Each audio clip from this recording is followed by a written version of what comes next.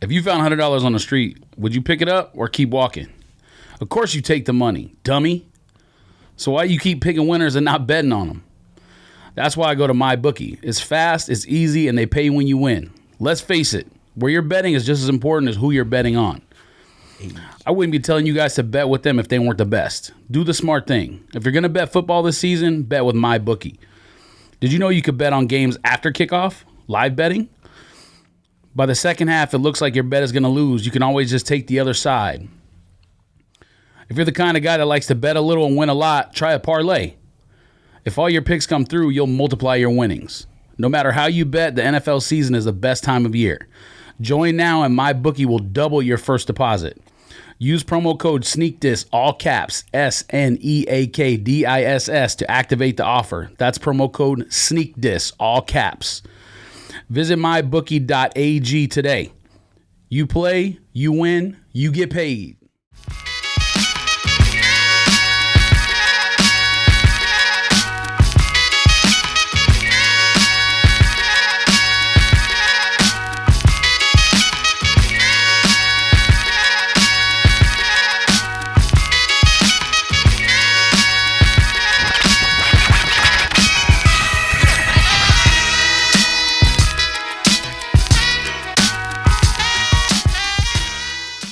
Yo, Sneak This Podcast, episode 172. Sounds right. I thought it was 173. Yo, let me double check. We got the whole Special guest in the building. Let me raise the roof. I got none. I could. Man, you was supposed to pay for like the really good ones. I tried it. We definitely have them, but it's a delay. So when you hit it, it's like silence for a second, and then yeah, them joints is whack. It is 172. Episode 172. We got a special guest in the building. In the building, which I didn't know was gonna happen. All right, I thought he was gonna call in. We have a little chit chat, have a little conversation, but no, he came here to very hot Arizona. Shock drop me. That's a fact. I haven't a shock drop in a long time. Human shock drop. That's weird. That's a fact. Has anything shock dropped lately? I feel like nothing's come out lately. They playing with this because all I've been seeing is the sneaker pass thing. And yeah, it's the one that no one cared about, but that red FIBA 4. They did a Sakai too. Yeah, yeah. They shock dropped the 4, the pass. But not the pass, the sneaker pass. But not the shoe. Yeah, but you live in LA, so you get all them passes too. I think it was only at Mercer. New York. 21 Mercer. I thought, that was 21 Mercer, but LA gets some of them joints. They just shocked us with one, and that was for the women's satins.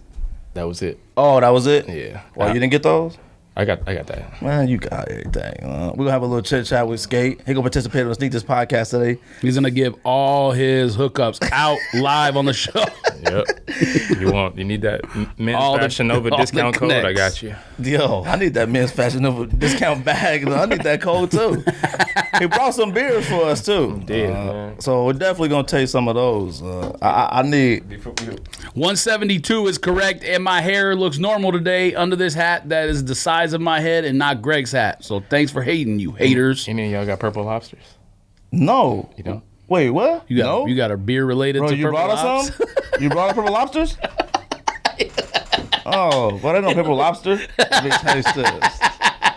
Dang. Look at the concept logos on there too. Oh, shit, I didn't even know that. I don't think I knew it was actual Concepts. Well, that's the actual brewery that's in Boston. Oh, okay. So he had them roll out like a limited amount of the. This joint is ice cold. Yo, wait, don't open that. Yo, Dion, what's up, man? We got an LA guy bringing us Boston stuff. That's a light one. We gotta wait till towards the end if you're gonna drink that one. Okay. We gotta start off heavy and then we got that purple lobster in the building. Yo, what's up? You don't say nothing to Dion? Dion. Yeah, what's up, Dion? We got the man from LA bringing us Boston stuff. Hey, if you're listening, that's got to be like one of the top 10 episodes. I told you should do a top 10. Oh, good episode. That's our favorite too. That's love that episode. No disrespect to any other guest except the one who shall remain nameless. Which one? I mean, it's blatantly obvious. Everyone knows we hated that one. Well, Clark Kent? Yes. Oh, yeah. That's like I said. His name was going to remain nameless, but you said it. So. I hate when everybody brings that one up. We're going to start off with this one. All right. What is this from? This is from Monkish in L.A., Torrance. Monkish. Monkish Ooh, Brewing. Torrance. My dad used to work in Torrance. Space Churro. Space Churro. This really tastes good? Tastes good. This one of your favorites? That's one of my favorites, yeah. All right. They just did that one recently. Dang, Hey, you know, why you pouring like that? You about to mess it up. You know I don't know nothing about stuff like this. Yeah, you right. Go ahead and pass that around. I'm about to give a sip. This is. Ooh, it smells good. Is this an IPA? That is a double IPA with cookies, milk, sugar, vanilla bean, and cinnamon. And I usually don't mess with IPAs. I'll give you a heads up. Well, everything in this bag is IPA. I've only really had 2 IPAs in my life. And one time, I don't know if George came to my house that time, I seen this IPA from India, and I don't know, something told me to cop it. It's not from India. It's called India Pale Ale, man. Oh, that's right. I keep thinking it's from What you India. talking about? I was like, yo, this India beer is wild, huh? I don't know nothing about beers. I drink Tecate. I drink Tecate Light and Michelob. Huh? This ain't too bad. This is pretty drink good. whatever people hand you. That's what you drink. That's what I used to drink until people put me on. It's called Monkish? Monkish Brewery. That's the brewery? In Torrance, yeah. This is a collaboration too with this other brewery that's right there. Okay, Omnipolo? Yeah. Oh my goodness, this is pretty good. This is pretty good. I got a couple on I there. feel like an impromptu advertisement, fam. Off the dome. Shout out to Monkish. Shout out to Monkish. You know? That's what I love about you too. What's up? You shout out everybody. I try to.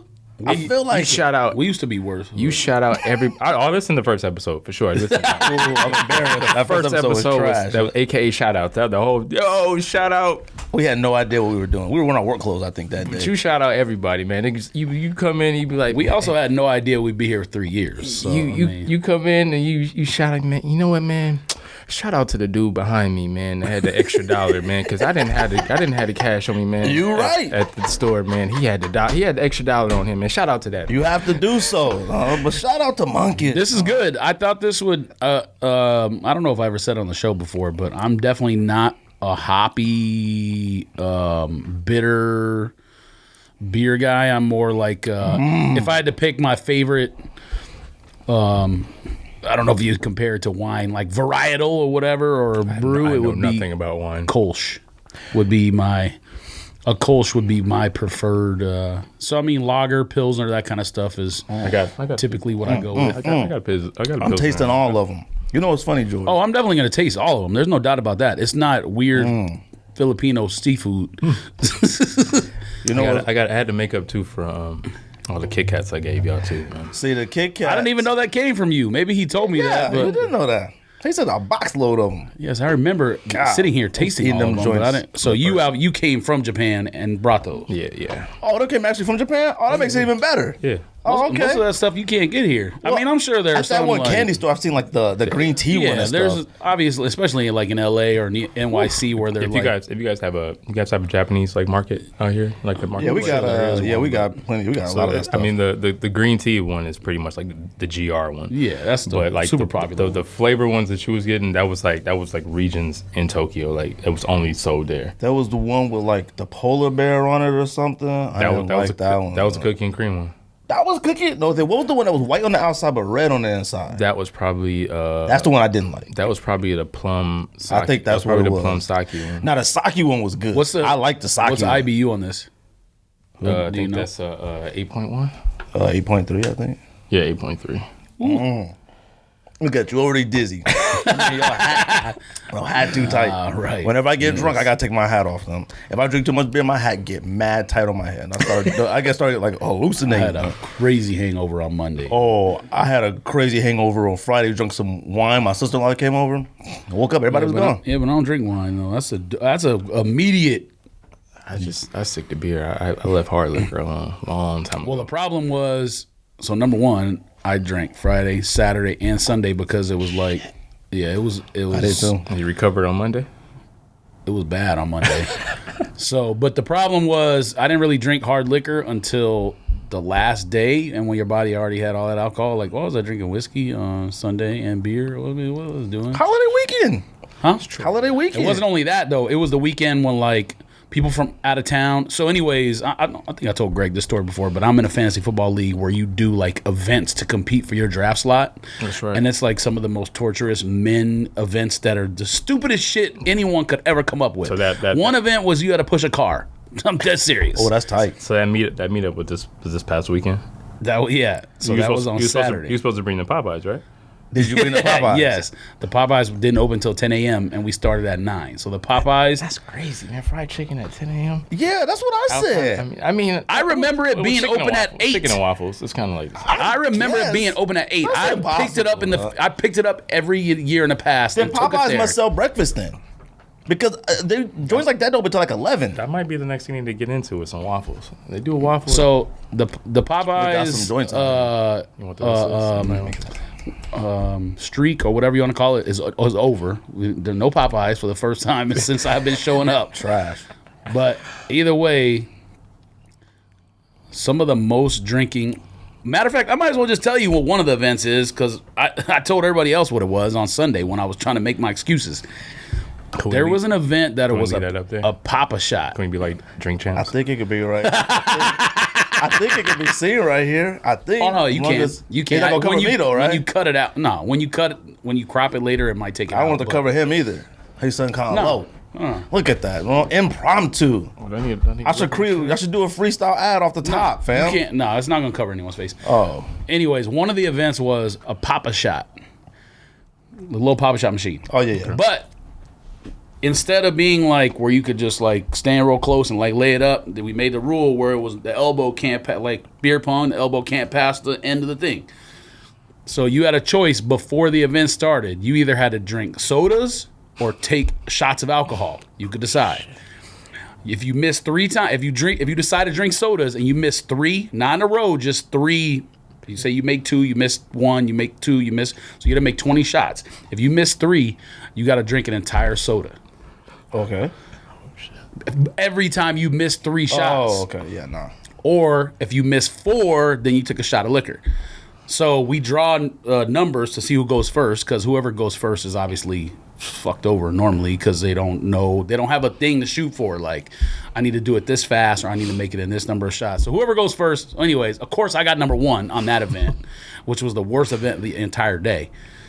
So I was like, man, I don't feel like doing a bunch of shots because it's early on. Like, I knew there was more events coming where we were going to be chugging 4 beers in 2 minutes or something like that. So I was like, I'm going to drink soda.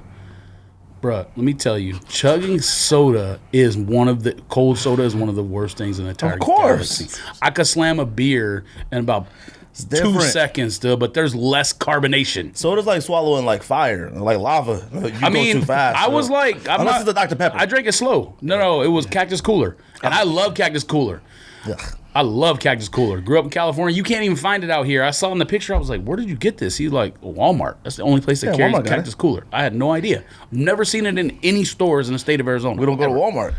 You right. Anyways, so I think I made 1, missed 3, had a drink of soda. I think I made like another one, missed 3, drink a soda. Then I made like 14 in a row or 13 in a row. Dang. And at that point, they were like, all right, 5 minutes is the time limit. So it took me 5 minutes to drink 2 sodas and shoot that many shots.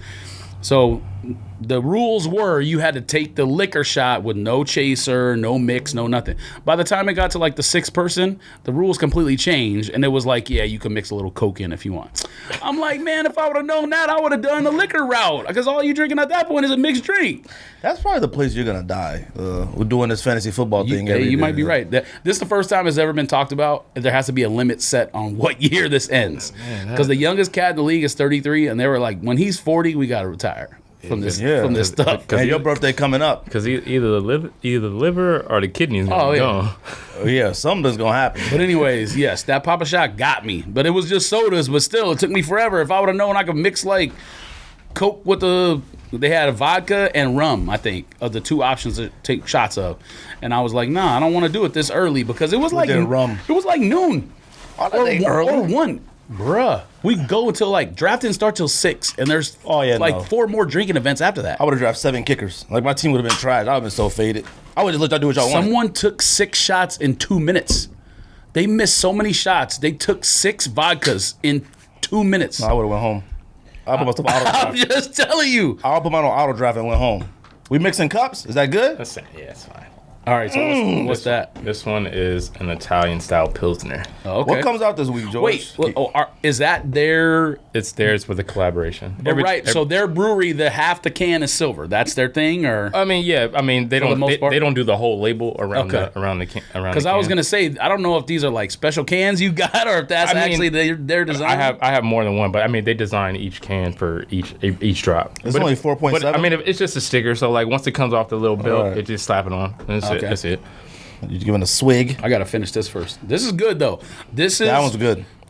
I'm surprised it's not more hoppy than it is, because like I said, I'm not big. I could tell hoppy. this And you one's said good. this is a double IPA? That is, yeah, it's a double IPA. Oh yeah, But with the cookies and the milk sugar and the cinnamon, that kind of throws it off. But 8.3. Good lord. Yeah, this one's only 4.7, which is kind of crazy. yeah, Pilsners are light. This one is this one tastes more like flowery.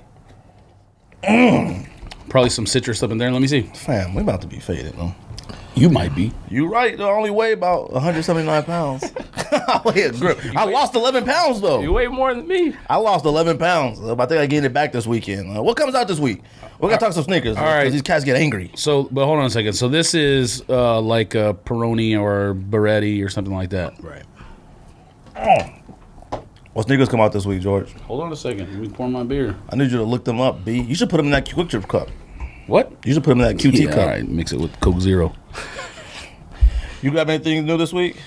Yeah, I haven't posted my pickups in a while, but I got quite a bit. Quite a bit. Quite a bit. What you got? What did I pick up? I got, of course, Cool Grey 4s. I had to get those. Oh, okay. What, you got them late? Or No, like- I got them when they drop. I got okay, them when okay. they drop, but it's been a while since I posted. I picked those up. I got the woman satin ones. The bread toe. I mean, Just the fire. The black toe. Pick those Them up. joints are better than all the other satin ones. The other satin ones is all satin. That's why these ones are better. Well, no, the shattered backboard women's one Wasn't. satin one. That one had the leather in the front. Yeah. too. That one and the one that just dropped are perfect. But I love the all satin ones. Oh, no, they are.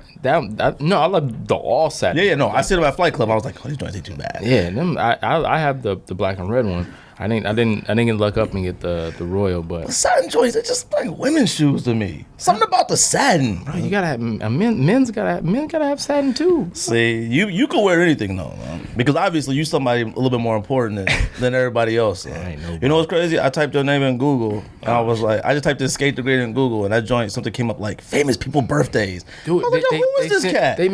They sent me a tweet out. It was like skate birthday today. I'm like, how you know my birthday? Oh really? This Yeah. joint was like, yeah, last thing he posted, it had like all this stuff on you, and I was like, I clicked on it too. I'm like, how y'all know all this about me, man? Well, you popular, dog. I gotta make my page private, man. what else? Yeah, right. What else you got? Crazy, man.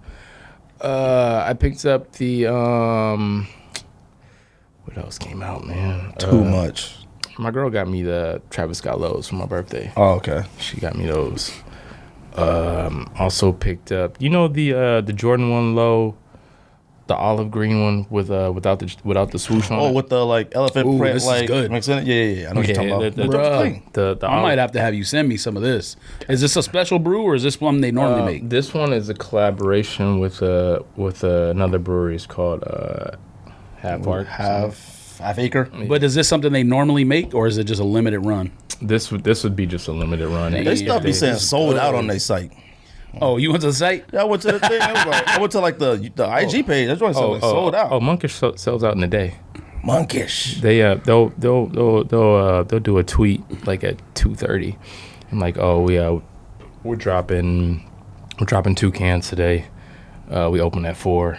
Cats lining up. We'll have about 175 cases. You get 2 or 3 packs max, and then they'll be sold out within like 2 hours. I seen cats line up at a brewery in Florida. Like I was watching the news and they was out Yeah, there that's because waiting they for know something. because I'm about to say earthquake. That's because they know that hurricane about to hit. Yeah. That's why. The brewing game is no lie, just like the shoe game. They collaborate with people, they make it limited, and then you have people out there camped out. They bring 21 and older family members to come get as many beers as they can, and they they resell it. Yeah, y'all tripping though. You want to know how much a 4-pack of this resells for? Stop it. I know you. They really reselling that? It resells. How much that resell for? A 4-pack, let's say a 4-pack of that churro one that we just had, that'll probably be about $75. How much is retail? Retail's like $22. Fam, I'm about to start reselling beer. Right? But where do you resell it at? Just You don't camp. You got a camp now. They have a website too. Where you can slang your beer. Dang, bots. But if you go, it's also on eBay too. You can't buy it. Can you buy on their website the beer though? You can't. No, you can't. Have it shipped. No. Oh, okay. Because there's like a merchandise on there. You gotta have it's just merchandise on there, but you gotta have a special logistics account where you can ship alcohol. Like, really? It's a lot of money you gotta pay for that. But it's people. If you go on eBay and you look up Monkish cans, like they'll say they're reselling it on eBay, but the can will say empty. It'll say 4-packs empty. Because they're not technically allowed to sell alcohol. Is that why? You're not supposed to. Dang. Look at that. We out here drinking resell with like some special stuff, man. Right. I think that first episode when we was drinking like Bud Lights and we were drinking Limaritas at one point. Hey, no. Hey, you might have, not I, sir. When you at a party, man, you gonna drink whatever's there. So you a partier? You be out there in the LA scene? I'm old. LA is. I mean, everybody. Actually, we about the same age. Everybody runs. All the LA people run together. So if it's a sneaker event or if it's anything, it's the same LA people. It's just like a party. It's like, oh, you here. It's the same people all over again. So it's like it's all family. It's all love every time. According to Celebrity Birthday, you and I are the same age, so we good. 36. So, Celebrity Birthday. I told you. I typed his name in Google, and that joint. The first thing was Celebrity Birthday. That joint had SK8THEGR8, and it said the first. It showed what his very first Instagram post was. Should have been Concord 11. Very first tweet, I think, and it had a little bit about him. It said he's internet famous. It didn't say nothing why though. It didn't say anything about my shoe pick, like the angles. It didn't say nothing. It didn't say nothing. It didn't say nothing about your combos or so whatever. Catch me talking about. It didn't say about your outfit grid. Nothing. I will say though, let me tell you something. I don't usually say this often. See, a lot of people don't get to see me and George out in the public and stuff like that, so they don't see how we typically dress. They see us from whatever we got on here. Right. And I don't wear nothing but gym clothes here. I was this is the first day I haven't worn gym clothes. Me and George, we super fly when we out. Like we fly, but like you don't get to know that here. That's how you're supposed to be. Yeah. But I'll tell you, there's a few people online that I go, that's kind of fly. And it's a lot of stuff you post, like clothes-wise. You make good pics clothes-wise, you do. There's only a couple people that I can say, and I won't say the other two. I just want to let everybody know I won best dress in high school, too. I did, too, though. I won best dress in high school, and cats didn't know why. Cats was like, yo, he be wearing Mickey Mouse and Donald Duck and stuff. And somebody was like, yo, fam, he was iceberg in high school. Iceberg history, bro. I was going to California strictly to buy iceberg sweater for New Year's every single year. The Pepe Le Pew, Donald, all them, Speedy Gonzalez. Speedy Gonzalez. This shit is good. I had Speedy Gonzalez, Bugs Bunny, all Daffy of them. Duck. That's my stuff. Dude, I had it. What come out this week, George? Italian meatballs or whatever this is fire. No? Italian meatballs. Yo, damn. They had one they did of Italian meatball. A beer? Yes. You had a Skittles one though one time though. No, it's called something. I forgot. It's a collaboration with two people, but they use the dough that they use, the flour. It's a pizza flour that they use. Oh, okay. I know I have it in the refrigerator for sure. I'm gonna have to. Man, I'm heated. Skate come in talking about we didn't give him a top 10. I would have gave him a top 10. I didn't know what we was doing. I can do a top 10 off the dome. Bro. Okay, so what about? Oh, okay. I'm like fisticuffs, man. Turn my headphones up. Okay. He said you gonna do a top 10 off the top. I mean, you could. What you want? We could play a beat and you can rock if you want. Oh no, no. No. I'm not talking about rapping. I'm talking about a top 10. He said he got top 10 sneakers off top. I might want to do top 10. Even though we did top 10 SBs recently, I want to know this your might be top 10 SBs, beers though. I've ever had. Right? No, I'm not gonna joke. Both of these are good. And IPAs, I would choose. I would choose the Pilsner over that other one. But like I said, I normally don't like IPAs or double IPAs, but that was actually drinkable to me. We can do a top 10 chicken sandwich spots. We could do top 10. I don't know stuff like that. We could do a top 10 all gray colorway shoes. Oh, okay. We might have to do that then. You don't like? I'm gonna think of one. You don't like Jordan 4s though, right? You don't like? I love Jordan 4s. You don't like the gray colored ones though, right? No, none of them. You're crazy. Except cars. That's it. That's it. How you feel about Pure 4s? I'm just fire. I don't like cool gray 4s. Them joints are overrated. That shoe was so fire, bro. No, that shoe was very overrated. That shoe, Lennon 4s, always been overrated. not Lightnings, Thunder, not the Black Thunder, white. What was the white one called? It was white, yellow, black, and the Velcro. Tour Force. Those all been overrated. Those are whoa. No, them joints is overrated. Hold on, bro. And now that with the yellow midsole with the black speckle. Them joints overrated. No. And now I did say to Jordan. Yeah, I mean, you're preaching the choir here. I did say this is your opportunity to tell him he's crazy. I did say Jordan 4s have the worst colorways of all time, but I changed that to Jordan 3s. Let me use your words. You smoke sticks. Look, I don't smoke sticks. You smoking sticks. Bro. Jordan 3s have the worst colorways of all time. Jordan 4s don't. You're right. No, if you want to, okay. So the shoe that has fire colorways, but the shoe is trash, is 8s by far. Because if they would have done some of those colorways on other shoes, wait, Jordan 8s? Yes. You hate Jordan 8s. No, that's why I said the colorways are good. The shoe sucks. Jordan 8 colorways might be, they're minimal. I couldn't even. I hate that DB one. That DB one is. I do too.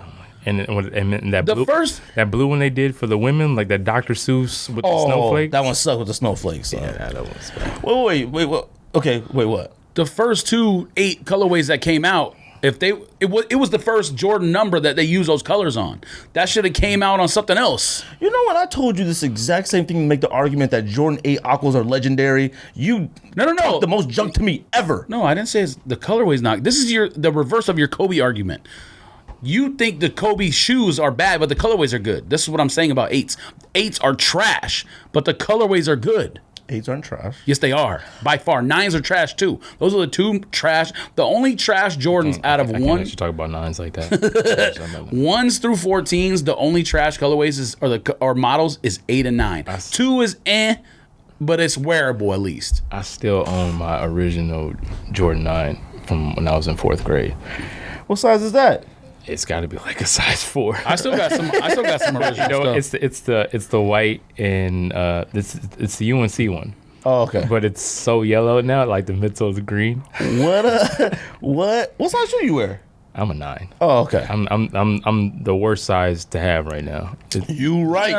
No, I mean, 8.5, 9 is worse. 9 is bad. It's in that range. They make way more 9s than they do 8s and 8.5. That's the difference. I don't know. Well, maybe you're right, but everybody's gunning for anything a 9 and below. Yeah, 9.5 and under is, especially with Jordan 1s. I heard some of your pickups, man.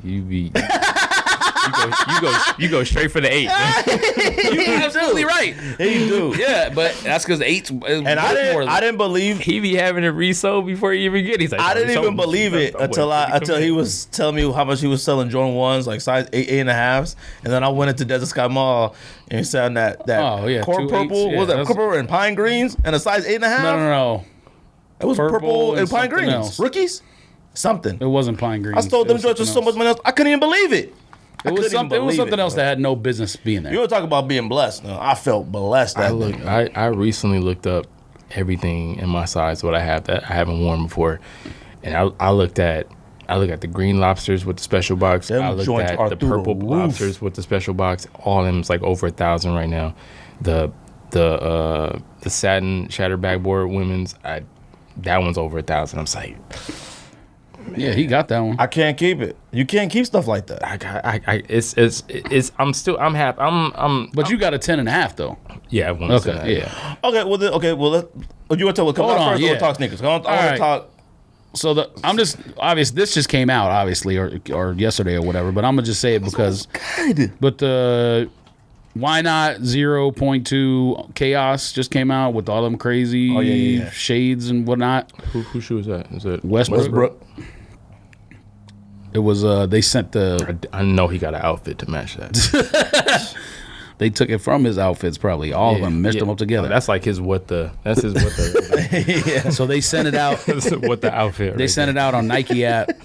I got a pair, but they sent it out on Nike app as like only 500 pairs made, and I was like, it's Nike. If it bricks, I'll just send it back. So I bought a pair, and I bought an 8. Of course he did. I probably should have got a different size, but it's somebody in China. They're up for sale right now. Somebody in China waiting for you to ship. You right? Yeah, you right. They need a cop right now. Man, China got a hold of the shoe game, bro, and it's just. I'm gonna talk to you about Japan too, bruh. SBs in those sizes are worse than Jordan 1s are. Man, I'm like GRs are $400, like ones that just came out. Oh yeah, I be looking up the older stuff like Stussy SBs and stuff like that. Like I got my girl a pair of Stussy SBs. We was at Riff in San Francisco. Shout out Riff. Shout out to Jeff. We was in San Francisco at the Riff store, and I was like on size 7 dead stock for the Stussies. I'm like, oh, you want it? She's like, I don't know. I'm like, I'm gonna get it for you. Him and his girl buy each other some nice sneakers. But you're probably talking about when they went down, right? In the This lull? was probably maybe like 4 years ago. 5 Oh, I thought you meant recently. Yeah. Oh, okay. This was like it was. I felt like it was high then, but I look at the prices now. I'm like, oh, we good. Yeah. A dead stock size 7 was. I think I just seen it on eBay right now for like $900. God dang. Bruh, George, what's up with your SBs? You got rid of all of them? No, man, they're 12s. It's different. It's not the same. I listened back to the old episodes, dude, and he was like, I'm selling all my SBs, $50. Nah, I be trying to get them to some of Simple $50 probably and said $50 a piece, but nah, I can't do that. I was That's the only reason they haven't been sold yet. If I was gonna just kind of take $50, you said you was lazy. You was like, I'm. Oh yeah, you absolutely right about I that. think I might have sold like SB like combo packs for like $50. I was giving away You sneakers. sell everything. I for had $50. let go of a few. I wish I didn't, but Of course. But do you remember the SB that was like white, brown, and black? The check was like had a black snakeskin check on it. It's like the Escape colorway, but it looked almost like a Travis Scott Jordan 1. Oh yeah, I think I got those at the house. Well, let me pull this shoe up. I think you're talking about, but yeah, I think I have those at the I house. sold that shoe for like $80, and I like, wish I didn't sell my Sin Helps. I was like, damn, I should have kept it. And like I look at it now, I went on eBay looking for a size 9, and it's like $900. all my OG. Wait, what? Exactly. See, you see what I'm talking about? All my OG. Oh, okay. You talking about the Trails End? Is that? Is Yeah, that that one, okay, the so Trails that's End. not the one I'm thinking of. Yeah. Which one you This thinking is of? $1,100. Which one was that one? Not this one, because I think the swoosh is black on the one I'm thinking of too. But it was just a GR. Oh, okay. Yeah, I mean the Trail Brown was just a GR too, but people it's the same color as a Travis Scott, and it was like, oh, people gonna want this. I don't even know which one you're talking about. I don't remember what The one he's talking about looks almost literally just like a. I mean, weren't you just talking about this with Matt the other day? Which one? That shoe. Oh yeah. He wore it, or you wore it, or something. Oh yeah, you wore it or something, and then he. I didn't. Oh, I don't have he it. posted. I sold mine. Them joints Or clean. was it at Worm? I thought you linked to something, or you had it or something. And he linked- was like, "That's." I linked him to. I linked him to something that Corgi posted, and it was gone like within 3 minutes. But like, And it was size 9. it was a size 8. I think Shoe Hefner is 8.5, but it was the Silver Surfer Dunk Low from back in the day. But I'd be trying to tell him like as soon as you see it, just to hop on it. But Corgi customers is like this with the money. Like it. Shout out to Corgi. Shout out to Corgi. One day Corgi will stopped come selling on this for a podcast. while, though, didn't he? Yeah, he did. Stopped selling, and then I started another page, and then I was selling for him for a little bit. Oh, so you were secretly selling for him? Yeah, I had a page called it was called the Black Corgi, and I put up a picture of a black corgi. And I made sure I had his approval before I did it too. It's like I thought So he had you- sold everything. Not to get in too much to it, because I'm sure he don't want a lot of stuff out there. But I'm assuming you've been to the warehouse. no. Oh, Our, even you our, ain't our, been there. our relationship ain't that good. not on that level. You know what I'm saying? Like, Right. you remember you that used to have like the foot action card, and you would, Oh, yeah. and then you would have the foot action gold card, and they would be like gold in the house. Yeah. So like it took me a while to get on that level with him, because like before it was like I still had to email him like for something he posted. So like to get it, like I already had like a draft email ready to go, like for whatever it was. All right. So like if you weren't the first person to email them, then you weren't gonna get it. There was a few that George was I sitting. thought you were talking about this one for some reason, but I guess the swoosh ain't black. I still got these. This was a GR that Okay. nobody cared about, but know I'm what sure that even is. now a 9 is high. I don't even know the name of that. What's the name of that? Neither one? do I. don't I even don't either. even know if it has a name. It was just a GR in that day. God, I'm enjoying boxes. Sand Silver. I'm enjoying Yes, beef jerky. Yes. We What you call every shoe now beef George used to always send me stuff Turkey from Corgi jerky. when we was like first getting back into it, and George would send me everything on Twitter, and there was a few that I tried to buy from. I think I tried to buy like some LeBrons or some Jordan 1s or something, like some Royal 1s or something, and gone just like that. Like it was like seconds. Like it was just no shot at it. Yeah. Like, and I think it was like a 490 or something for some. I never had Royal Ones before, and they were like 490 for like some 94s or something. Like it was a really good price. If you're not, I'm talking. If you don't see it as soon as he posts it, or what he used to do is he used to put his Twitter with it, so you can get your notifications with it as soon as he posts it. But yeah, but then he was a jerk though. So like but you had to be. No, I had hit him up on Twitter, and he said, "Email me." I was like, "Man, what the?" So I emailed him, and he was like, "Hey, we ain't got it sold out." I was he don't play, man. He don't. He like the white Suge Knight, man. He only talk to me when I'm trashing somebody. You don't want to anger that man. You know what I'm saying? You're right. And I used to worry that I angered him sometimes, but I don't even know why I thought that. Because sometimes he'd be talking, sending the longest messages of all time, but then I respond to him, don't say nothing for about 3-4 months. Do people pay? Okay, so that brings up another question. I'm asking you questions about Corgi, but this I'm sorry. This is a double IPA. This is called. This is a double IPA. It's called Cousin of Death. Did it come out or is it working? What are you talking about? The cord. Oh no, I just wanted to talk at the mic so everybody could hear him. That one's called Cousin of Death. And what Monkish does is with their IPAs, they'll use like a little bit of a rap lyric for the IPA cans. So this one is from a Nas song. Okay. I never sleep because sleep is the cousin of death. If I heard the song, I might recognize it. But all right. So the question was, it's on Illmatic. This is good. Does he? This one's good. Look at you. You good? You all right? Yeah. Do people offer more than what he? Because I know back in the day, like his original style was he didn't put a price. Yeah, and I think he got tired of like people lowballing or whatever, so he finally started putting a price. If he didn't put a price, then that means you had to offer up. So if you offered up on something, then he was going to take the higher offer. Because it was a couple times where I didn't. I was like, damn, I ain't got the highest offer. He was like, nope. So it was a time when like 2001 Royals and Breads was going for like $1,000. Yeah. Oh yeah, I remember. He was getting them off like $1,000 easy, like no problem. I was like, that's crazy.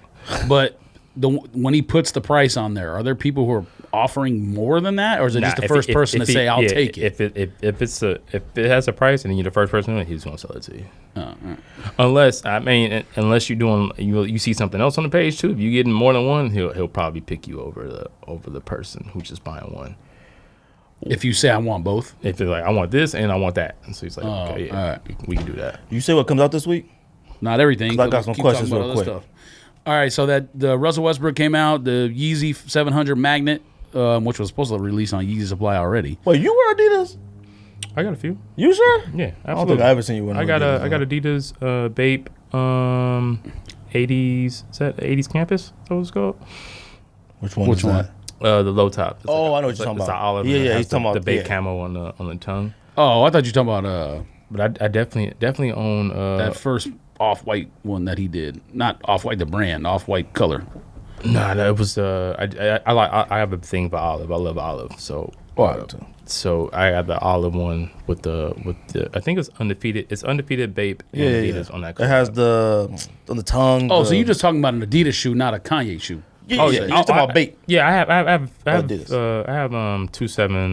700s. I have the Wave Runner and I have the Static. Oh, really? I feel like I've never seen you post anything with like Adidas Static. anything. Look at you. You're a hater. That is why. No. Bro, you smoking, I don't understand why all of a sudden. You smoking sticks. I don't understand why Statics all of a sudden, like, people care about Statics. Them joints are like, before that, white I had them and white and gray. Like, before that draft, people already loved them, though. It's not like it started after we did that draft. No. We influenced, but we don't influence like that. That B2 version of the 700 is dope. No, we got no influence. He's the first influencer that come in the building. First influencer. The Wave Runner. I'm an influencer. I'm just not on his level. That's different. Yeah, all right. You believe what you want. All right. The Wave Runner that's got to. I feel like that's probably maybe the number 2 Yeezy boost. What's number 1? Turtle Dove. Oh, okay. Turtle Dove is the best one. I thought you were gonna say like I think it's close enough to. It's about time for him to retro that. Already? I feel like. I mean, just look at Jordans. They retro Jordan 1 every 4 years. Yeah, but Jordan's a retro every 4 years now. But like that was the last year Yeezy. Like, ooh, that's good. These are all really good. So you know what? I only tried that one IPA, and you talked so bad about IPAs. I think you influenced me to not like them. Well, let me explain a little bit. You influenced me the other way. This style IPA is called a New England IPA, which is called a hazy IPA. So it's not made how West Coast IPAs are. West Coast IPAs are a lot more hoppier, and this is just like, it looks like orange juice if you drink it out of a glass. Look so hazy. It's like this. Yo, you good, fam? Oh, listening to them talk. What's wrong with you? You was staring weird. I'm like, yo, what's up? Huh? Look, reading that can right here. Oh, all right. So I mean, it's a little bit smoother. It's like it looks like orange juice, but this very good. But there's so many different type of IPAs now. It's crazy. Like I think like the newest wave of IPAs right now, which like everybody's catching on to, is called a milkshake IPA, and that has a lot more lactose into it. No, they're fire. I wish I had one. I mean, is it a stout or what is it? No, it's an IPA. What color is it? Is it this color? It comes out like, but it's just okay. It's because if it's white, it just has white stuff. Only mashed it potatoes. just has a little bit more lactose to it. Really? But the milkshakes are good. I don't think I heard of it. we I about just to assumed start it was a drinking stout. IPAs, B. Right.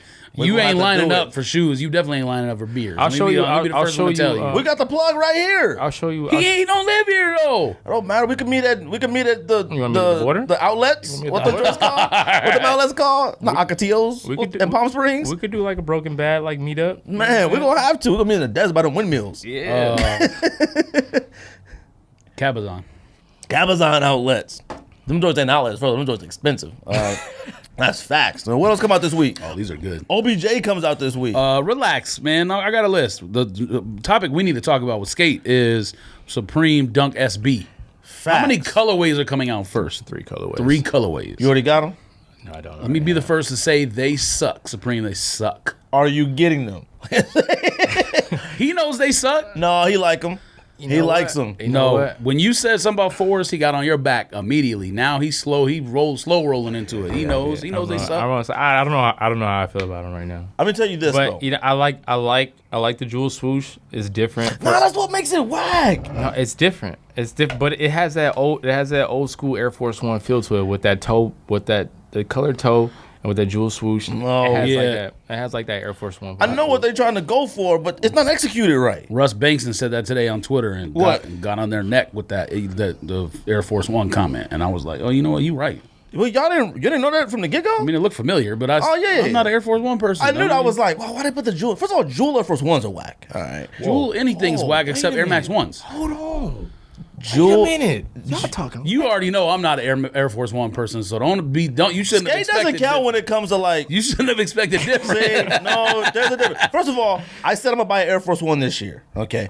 Second, an Air Force One is way too much shoe to have a Jewel. This gonna be your first Air Force One? No. I've owned probably 25 Air Force Ones. I've owned a lot of them. As I've gotten older, they just become really huge. You didn't like the retro they did, the 96 snakeskin swoosh? That's the one I want to buy, and I didn't expect it to be Definitely cop that. high, and I didn't know it came with socks either. I didn't know it came with socks. Those I want. Oh Like, yeah, come with socks too. if I get that for retail, I want to buy it. I don't want to pay. It's pretty much close to retail on. Oh, really? On those resale apps. Oh, okay, because I don't want. I don't know which one you should be using, so I'm gonna say resale. You can say anything you want. Now we got to go ad later, but don't worry about that. Look, I want to buy them, but I can't pay over retail for Air Force One. Like, I can't. I just can't because I know I'm not gonna wear it. But those snakeskin retro ones, them joints are absolute fire. And I saw a person at Legend. Shout out to Legend. Shout out to Chris. Them joints are fire.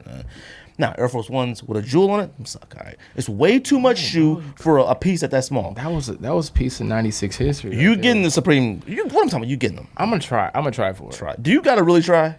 Yes, I do. You try for everything. I try for everything, bro. I do. Try. Do you have to try? Listen, you try and you get. Let me tell you what I didn't get this past weekend. I did not get the Obsidians in my size. Obsidian what? The Jordan 1s. Oh yeah. Okay. So I did 10 raffles this weekend for that shoe, and I only hit one. All you gotta and do is send a text message. and it wasn't my size. I didn't hit on that shoe. Okay, like you didn't hit when you tried, but you still got them. I don't have it in my size. I don't have it. Okay. I don't have the shoe anymore. Like I had a size 7. That's my girl size. That's hers. Okay. How does a skate? What store had a 7? Warehouse shoe sale. What the What the hell heck is that? Warehouse shoe sale. WSS. You know WSS? Oh, that's what it's Wait, called. they got They those? get those? Yeah.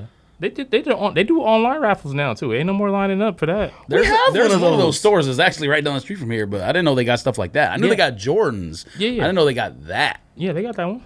Ours probably don't get that. That's probably that's impossible. You would have to check the IG and see, but they had like a list of what stores they were going to get. Oh, okay. It definitely can't be the one we got. But this was the first release where they actually did it online. They never did it online. And what business they got getting a 7? Nobody gets a 7. They the ones who get a 7, and they the ones that get a 3.5. Oh, in GS. Yeah, I mean they had a men's 7 too, but they had no. I know. I know what you're talking about. You probably got the men's 7, right? No, I got heard of the. Oh, GS okay, 7. all right. So that one's a little easier to get. But they would have the men's 7 also, and in the GS they're the only ones I've seen in store who have the 3.5. If you got the men's 7, you better sell it. How does if a skate doesn't have an obsidian, how do you get? Man, he just got sent a text. He just don't want to be. He just greedy. don't want to. How? I'll be dead honest with you. I sent a text and the homie was like, he's like, I ain't got your size. He said I got a 12. I was like, that ain't my size. So I'm gonna pass on it. I'm not gonna take it. He's like, you sure? I'm like, it ain't my size. So I'm not gonna sit there and play the game where I gotta swap sizes with somebody and they gonna want $100 on top of that size swap. Yeah, it used to be easy before before the Asian markets took over the resale stuff. It used to be way easier. Yeah, but like, wouldn't you just benefit more if you just sold it and then bought your size? I mean, but if I resold it, and I mean, anything outside of above a 10.5 is still going for pretty much retail. So so then how does a skate get a Canary Dunk SB? Skate was actually in the documentary for that. That's how I got it. Okay. I was in the original footage from the very original release of that dunk. So if you look at the footage, if you go back and look on the documentary that he did, I'm in like one of the first people online at Brooklyn Projects for that shoot. But see, also the Canary SB Tiffany. Yeah. I got that because I was one of the first people in line for the original SB. I'm thinking you were at But you got one because of that? I'm thinking you were at Diamond. Nick, shout out to Nikki. Nikki was looking for me. He made a post with a picture of me, like, anybody know who this person is? And then I was at a brewery somewhere getting drunk, and then everybody kept tagging me. So I'm like, what is this? And I looked, and I was like, yo, I ain't seen this picture of me with this too big hat on, and I don't know how long. This is back in the day. This is like I didn't realize you were at BP. I thought you were at I was Diamond. No, it was lined up. We was lined up at BP for that one because So that's a story. So yeah, I can definitely get into that story. Brooklyn Project is probably one of the last stores to actually release the first Diamond SB, because the first 2 pair that I had got was from Active Board Shop, Active Ride Shop, and the closest one at the time was in the city of Brea, and we used to drive down there to Brea. We were already down in Brea for the that's where the Dunk Exchange used to be. So I love Dunk Exchange. Dunk Exchange, bar 330 right there in the city of Brea. So like after we go to Dunk Exchange, it's like, yo, let's just go to Active, because Active got all the SBs, and they had a few Jordans in there at a few times too. At Active? At Active, they had a few Jordans in there, and then I had to hook up. They just put them on the shelf, or they. Well, that's the thing. Now they didn't put the SBs. They didn't put the Diamond SBs on the shelf, but we became cool with the guy because we were coming in there buying all the other SBs before the Diamonds came out. So we were buying. They had both of the Melvins at the time, the black pair, the white canvas pair. We was buying like the J pack, the Jordan with the Royal and the black. We had. I'm glad they did another one this year. That's dope. Did you buy it? Oh. We did. What else did they get? They had so much. I mean, that was like the place to really get. No joke. That shoe, the J-Pack?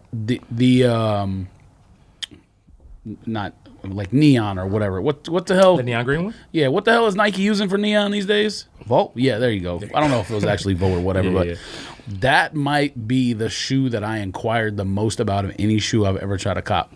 Bruh, I went from one, I think I went to Cowtown, the different locations, each like 3 times. Like, when are y'all getting this shoe? When is this coming out? When are y'all getting this? And they were like, no, we don't have any idea. I mean, obviously, okay, the employee at the front desk probably has no idea. Whoever their buyer is or their owner, right. You have a Nike sales rep who you go through to get your orders in. Obviously, he knows they're getting them. But you did end up getting them, though, right? Yeah. I got them at Cowtown. I don't even know what size it is. I don't know if it's an 11.5 or a 12. I still have it. Was that before we was both in the streets? Yeah. Oh, okay. But that's probably, I don't want to say most of work because I didn't have to camp out for it, but as far as like hype, being on Soul Collector or whatever it was on, being on Nice Kicks and just trying to chase it down, going various locations, that's probably the most work I've ever done to just get a shoe. And so I'll always like remember that shoe. But J-Pack, just doing the J-Pack in general is dope concept. I love that. I love that whole colorway thing they did. I think the last one I bought was the black and red one that they did. Okay. Of that J-Pack. But yeah, the dude at Brea, the manager at Brea, he used to hold us down because we were buying, when we used to go in there, we would buy everything. Like when the Avengers dropped, and they had the blue one and the purple one, the black with the purple. Yep. They also had all the merchandise. All the clothes. They had the hoodies. They had the t-shirts. They had the polos. They had the umbrellas. They had. I'm like, yo, I need one of everything. This is when I just got my American Express at the time. I was like, I was buying everything. But what I used to do is, I mean, I go back even further into my history, but a long time ago, I used to work at Lids. I used to be assistant manager at Lids, and we used to do these special hats. They used to drop like once a week. It was called Fresh Good Fridays. And then we would have special hat like inside these cubes, these like little cubes. It would be like a limited edition hat. So I think like the first one we did was like a Spike Lee New York Yankees, and it had like all these baseballs on it. I remember that one. With the years. I remember that one. The years they won a championship. I think that joint was out when I was in New York. Like it came out. Like, I remember that one. That joint was fire. So, but it was heavy because the baseballs were on the back, so the hat would collapse in. So that was like one of the first ones. But like after that whole Fresh Good Fridays theme was over with, we still had these cubes like with like hats and like with the hats in it. So what I used to do was, I used to whenever a new Jordan would come out, I would go buy the Jordan for myself from downstairs, and then I would put that shoe inside that cube, and then I would have every single hat to match that shoe inside that cube. So my sales for the store was like through the roof. I was blowing out everybody for the week for sales. So then my district manager called and was like, "Yo, what are you doing? You're killing like all the stores." I'm like, I'm just putting the shoes that I'm buying into this case with all the hats to match it, because that's exactly what people was doing. They would go buy the shoes from downstairs and coming right upstairs to buy a hat, because at the time everybody was rocking white tees. 100%. You wear a white tee, black tee, hat you want, and then you get a matching hat, and that was it. If you had a hat hookup back then, that was like we had a homie $20 any hat every weekend. We would buy the sneakers, and we would go to Sporting Cage, I think it was back then. $20 hat, any hat we wanted, $20. Yeah, jerseys too. Our discount was 40% off. I was hooking up every single person in that mall because I needed to hook up up against the wall. I need to hook up. Oh, so that's how it worked. Yeah, because up against the wall had the LRG. Right. They had the Muskeen shirts with the with all the they were all like painted. They were all different. Yeah. All the Muskeen shirts had like different paint. Exactly. There was not one that was the same. I needed Lacoste polos. I needed all that stuff. So I'm like, I give you my discount, you give me your discount, and we good. That's actually how I met Tyga for the first time. Tyga used to work at Up Against the Wall a long time ago. Yeah, long time ago. What mall is that you talking about? This is South Bay Galleria in Redondo Beach. Because he actually went to Gardena too. But he was like maybe 4 or 5 years younger than me. But he used to always come in. He already had all his tattoos and everything. He's like, yo, listen to my demos. I was like, all right, man, I'll take it. It's like I took it, you know what I'm saying? But he used to work there for a little bit, you know what I'm saying? He used to come up, he used to get his hats and stuff and everything. But I used to hook everybody up. Dom used to be there all the time. He used to be a part of a Shoe Customs at the time. I think it was called Crispy Clean at the time. But they used to do a lot of customs on BP Dom? Or no. No.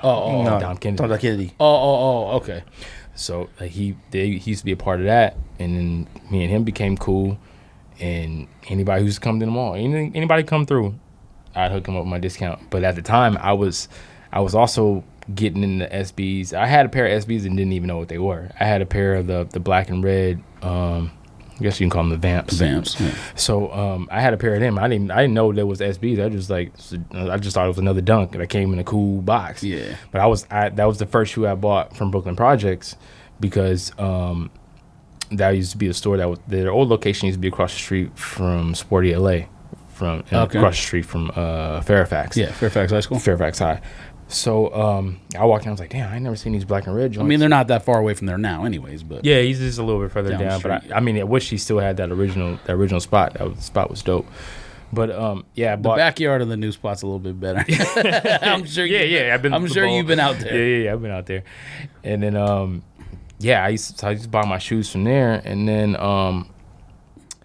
started going to Undefeated, and then next door to Undefeated was Stussy, and Right. Union was right next door to that.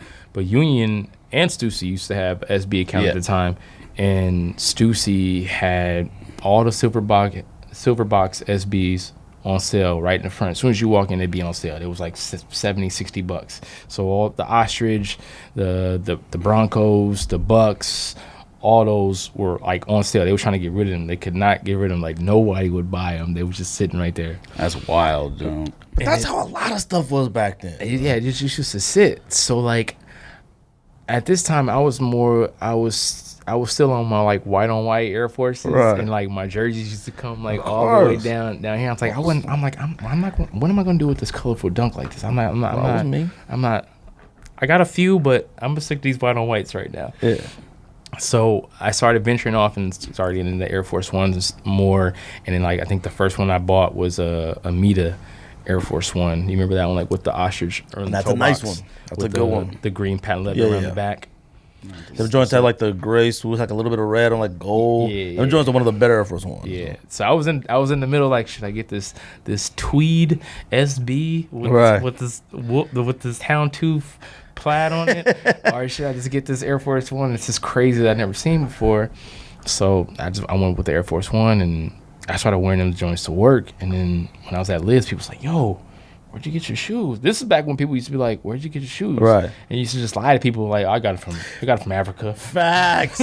Right. You used to come with something that nobody saw. Like, I got to New You York. talking about son. this or what? Yeah. Yeah. Okay. You would every time I would come through with something. If it was clothes, no matter what it was. You just said about you got from New York. Yo, my homie working. He live in New York. Man, he send it to me. Lying, always lying. Yeah, like I got the plug, yo. Yeah, I got you. I was like, yo, I'm trying to get them. Where you get them? I'm like, they sold out, man.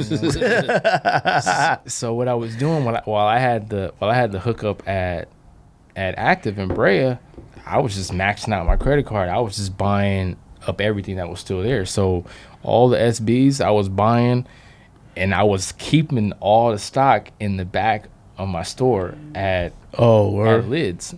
So I was putting the product in the cases, and then people was like, "Yo, where you get them shoes from?" I was like, "Oh, you know what I'm saying? I got those. You know what I'm saying?" It's like, "Oh, you selling them?" And I was like, "Yeah, I'm selling those. Yeah, what you need?" So like I would sell the shoe. I think maybe the shoe was like $85 at the time for SB's retail. Right. So I was probably selling for like $225, something like that. And then I had all the stock in the back. So like I was reselling it out of there. I had my manager like, yo, just give me $225 and you can tell them whatever you want. And, and then you keep the rest. He was like, all right, cool. My manager had no idea he didn't care nothing about shoes. He's like, you're making $75 off of one shoe, then that's what I'm gonna do. So that's crazy. So like that's how I became more into like shoes, like finding more shit. I'm like, Did you get the Tiffany's from Active?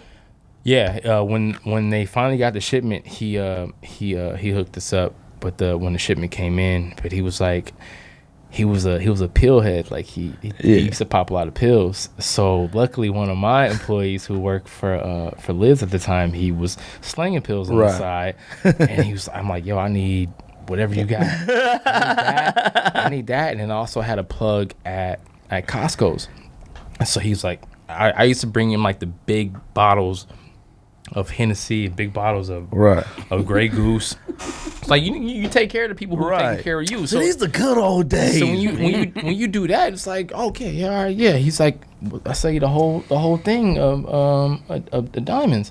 I was like, all right, cool. So but it was like 4 or 5 of us at the time. Right. So it's like, all right, so I got like 3 pair. My boy got 3 pair. The other boy got 3 pair. Another boy got 3 pairs. But I also was buying the hoodie that they did for that shoe too. I don't know if you remember the SB hoodie they did. It was black and teal it was like a 2-tone. Remember all of them. Because some of them I had the clothes, but I never had the shoes. Yeah. Like when you talk about the Avengers and stuff, I was the only person that like had the I haven't really had the trench coat. It was the purple The Avenger with the stripes. It was like a trench coat thing. I don't know why. They used to go so in on the SB, did. on the apparel. It was. I think my head was. Oh, you good? Yeah, the apparel was crazy. They had umbrella for that one. They went in. They had the trench coat. They had the trench coat. They had the. It was a lot of the polos. Had the long sleeve. They had the umbrellas. They had all kinds of like t-shirts, and it's like the whole thing was like right there. Hold on, is that one? Go on, push that beginning. Yo, say something. Yeah. Okay, so like when the one that to me is the top 5, maybe the number 1 SB of all time. Not Hawaii's. The Hawaii's. Nope. Okay, not Aloha Hawaii, not the green with the. That one's fire. That one's fire too. I didn't say it sucks, but the black and orange joints that I got, with the flag. I'm sorry, I don't want to interrupt you. Yeah, that's a merch shirt you should make right there. What? It's fire. No, it sucks. Oh yeah. I thought about that. You know what? Everybody keep talking about shirts. I just don't want to make. I'm gonna have to make something. I got ideas for you. Oh, I forgot to wear my hat. My brother bought me a hat with my own face on it. And I was like, "What are you doing?" I'm gonna wear it next time. That's a merch shirt for you right there. Man, I'm gonna have to do that. What did you just say? My brother made a hat with my face on it, and I was like, "What? It's funny." Shout out to my brother. He gave it to you, or he? did. Oh, all right. I thought you said he wearing it. Is it the picture? It's the logo. Yeah, the logo. It looked just like me. I mean, You gotta make one for George too. Oh, yeah, Joe never wear it. I'd never wear it. A logo of myself? No. Yeah. If it was a logo of the entire show, yeah, shit, whatever. No, would you talk about? Shoot, I forgot about to say. What was you talking about? The merch. I mean, no. All the accessories and stuff. Oh yeah. So like when I got the Hawaii's, I had the polo. First of all, the polo might be one of the worst polo shoes of all time. Like you wore it like one time, it faded. I can't remember what that polo looked It was just black and it had the islands? shoe. It had the island? No, just the shoe. shoe one. Okay, I had the islands. There's the islands T-shirt I had. I have the Erie one of that one. And the polo faded like instantly, and that joint got crazy like wide. Like, and the Lacoste polos used to do that too back in the day, but they get like mad wide, all this air in it. But like I used to love that joint. I wore that joint all the time, dude. I love the SBs. For the Hawaii's, I had the hoodie for that one because the hoodie had the states. Yeah, it had the main island and like all the other ones on it. Yeah. It was a couple of skate shops that were gonna have that SB when they released, and they were like making people either kickflip or ollie in that shoe. Wait, they were doing that back in the day? Yeah. Oh, they had crazy stuff going on too. Like there's a shoe store in LA. Millennium Shoes. They some other still stores too.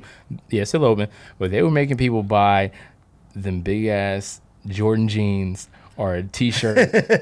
If you want these what was the lifestyle Jordans? The Grape 5s. You want these Grape 5s? You're gonna have to buy the Grape 5 jeans to match. You're gonna have to buy the Grape T-shirt to match in order to get these shoes. So that's trash. I hate stuff like that. I thought stuff like that was new. Like making people do things to do stuff. It was stores doing that. But I mean, as far as like, I think I heard y'all talk about it before. Like somebody had to ride a bull or something to get with all that stuff to get the Travis. Like Rise blocked us because we trashed them. It's not Rise anymore, but yeah. What is it now? They changed their name. Really? It's not Rise 45? Oh, maybe I'm blocked now. Maybe that's why Sockjick said that, because he said something. They had cats like freestyling to get Yeezy. Like, fam. Maybe he said, he texted something. He was like, your favorite store, Rise 45 or whatever. I wonder why he said that, but I guess that's what I had at the time. I had no problem. If you want us to wear the shoe out, I'll wear the shoe out, because people who was in line, they was there to actually get the shoe at the time. We didn't know better back then. Yeah, I mean, it wasn't. I don't even know if it's no better now. I mean, I think it's sad now. I mean, it's ridiculous now. I mean, because everywhere you go to cop a shoe, everybody in front of you, they have the resale apps open. Right. Do you have? Let me see which one is the most expensive. Let me see which one's the most expensive one. You're right. Oh yeah. Let me get you have this one. Oh yeah. Let me get that. And then they go ahead and take the highest offer on it right now. It's already sold. They sold it. Now they just got to get it. Right. So I mean, it's crazy now compared to what it used to be. But I mean, back in the day, you just buy your size and then that's it. I mean, the only ones who was probably reselling is like, I mean, he was way before everybody else was Croatian style. Dre from Project Blitz. Are you an influencer? He's the original reseller. He's the original reseller. You said, am I an influencer? You an influencer? People say I influence them. I don't know. I mean, you do anything for brands? Nah. Nothing at all? I ain't got no check from nobody. Oh. Yeah. I'm like, fabulous, man. Send your clothes with the check. But you get invited to stuff, though. Oh, yeah, for sure. For any most of the events that are going on in LA, I'll probably get an invite for it. There's been a couple of times where I didn't get an invite for it, and I was pretty upset about it. But because it would be like some really big shoes, and I'm just like, yo, what's up? He's like, yo, I thought I emailed you. I'm like, oh, come on, bro. How does stuff like that work? Like, with LA, it's like, everybody knows each other. We all know each other. So, people who used to work for Riff have graduated and gone on to work for Jordan Brand. A few others have gone on and created their own brands. And then they've made other better positions for themselves to just move up. And then, everybody stays in contact with each other. So, it's only a few stores you can go to buy these shoes, and you end up becoming cool with these people, and you end up seeing them over and over again. It's like, oh, yeah, what's up? Yeah, remember you from the last release? Right. And then it's been like that for years, like 15 years pretty much. So, like, I'm sure you remember, like, when Jeff Staples did the whole event thing. I was gonna ask you about that. So how did you get? So what was that? So you was involved in that as well, right? Yeah. I was in the back crowd. Okay, and is that like just a was that Network? Is that the app called Network? That was, yeah. Okay, so was that just like a? It still exists. Yeah. But I tried to to buy these socks out there one time. They be having raffles on They be having some like raffles and stuff. They having they had that Vandal hat on there, like that Pusha T joint with what's his name? That joint, Upscale Vandal. That joint was like $75. So were you just like a general invite type thing? Was that like everybody know? I got a text from Fran Relations. Shout out to Fran. He used to be part owner of Sandal Boys. And he was really close to, still is close to Jeff Staples. So I don't know, Jeff handed him like, yo, can you gather up the LA folks for me and shoot a mass text, or hit these people up and have them come out for this. And I got a text from Frank. He's like, yo, Jeff Staples doing this event for the Panda Pigeon. Can you come out? Like, yeah, no doubt. I'll be there. You know what I'm saying? So I already knew it was like it's gonna be everybody from Cali gonna be there. So Shoe Hefner, Perfect Pair, Sean was part of it, Ben Baller, so many people that was part of that. Bay Area Got Soul came down. Well, what's the purpose of it? Like, do they expect y'all to do something?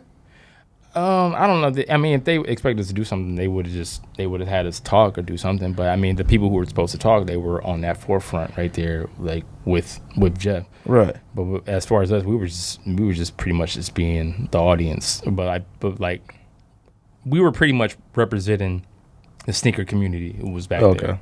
That's pretty much what that was. You have to like that stuff? You don't have to like it. Okay. I don't know. I like the shoe. I got it. I think a lot of people didn't end up getting that shoe though. I don't think everybody who was a part of that. I don't think everybody got a shoe. Oh, no, I thought. Did you get a pair? I got a pair. Okay. I was one of the lucky ones that got through. So everybody there didn't get a pair? I don't think so. Because my girl was there. My girl didn't get a pair. Oh, I thought they gave y'all a pair. No. I wish it would have been set up like that, where everybody where they would have took our information or something, and everybody would have had a pair, or they would have had it already out there for us. But that's not how it happened. Wait. So you got a pair? Did you have to pay for it? Yeah, if you definitely had to pay. No, it was not for free. So what's the benefit to stuff like this? Well, the thing is, I don't look for anything for free. Like, well, no, just give me the access to buy it. Right. To avoid any lines, any type of confrontation with anybody, resellers out in front. Right. Just give me the access to buy it. I've always been in this to spend my money. I'll never look for anything for free. Right. But just give me access to buy it. Well, see, that's what I look for. That's what I would want. Now, obviously, you're somebody who's extremely popular on social media, have a big following, stuff like that. When you see you online with certain things, it's under the assumption like, oh, you got them joints for free. Like, I would think it. Like, I just would. I spend my money just like everybody else. Okay. I'm out there, in the streets, doing raffles and doing whatever I can so I can get my pair or multiple pairs. Because the thing is, you try to go for multiple pairs too, because I might need that for bait later on to use that to get something that I don't get.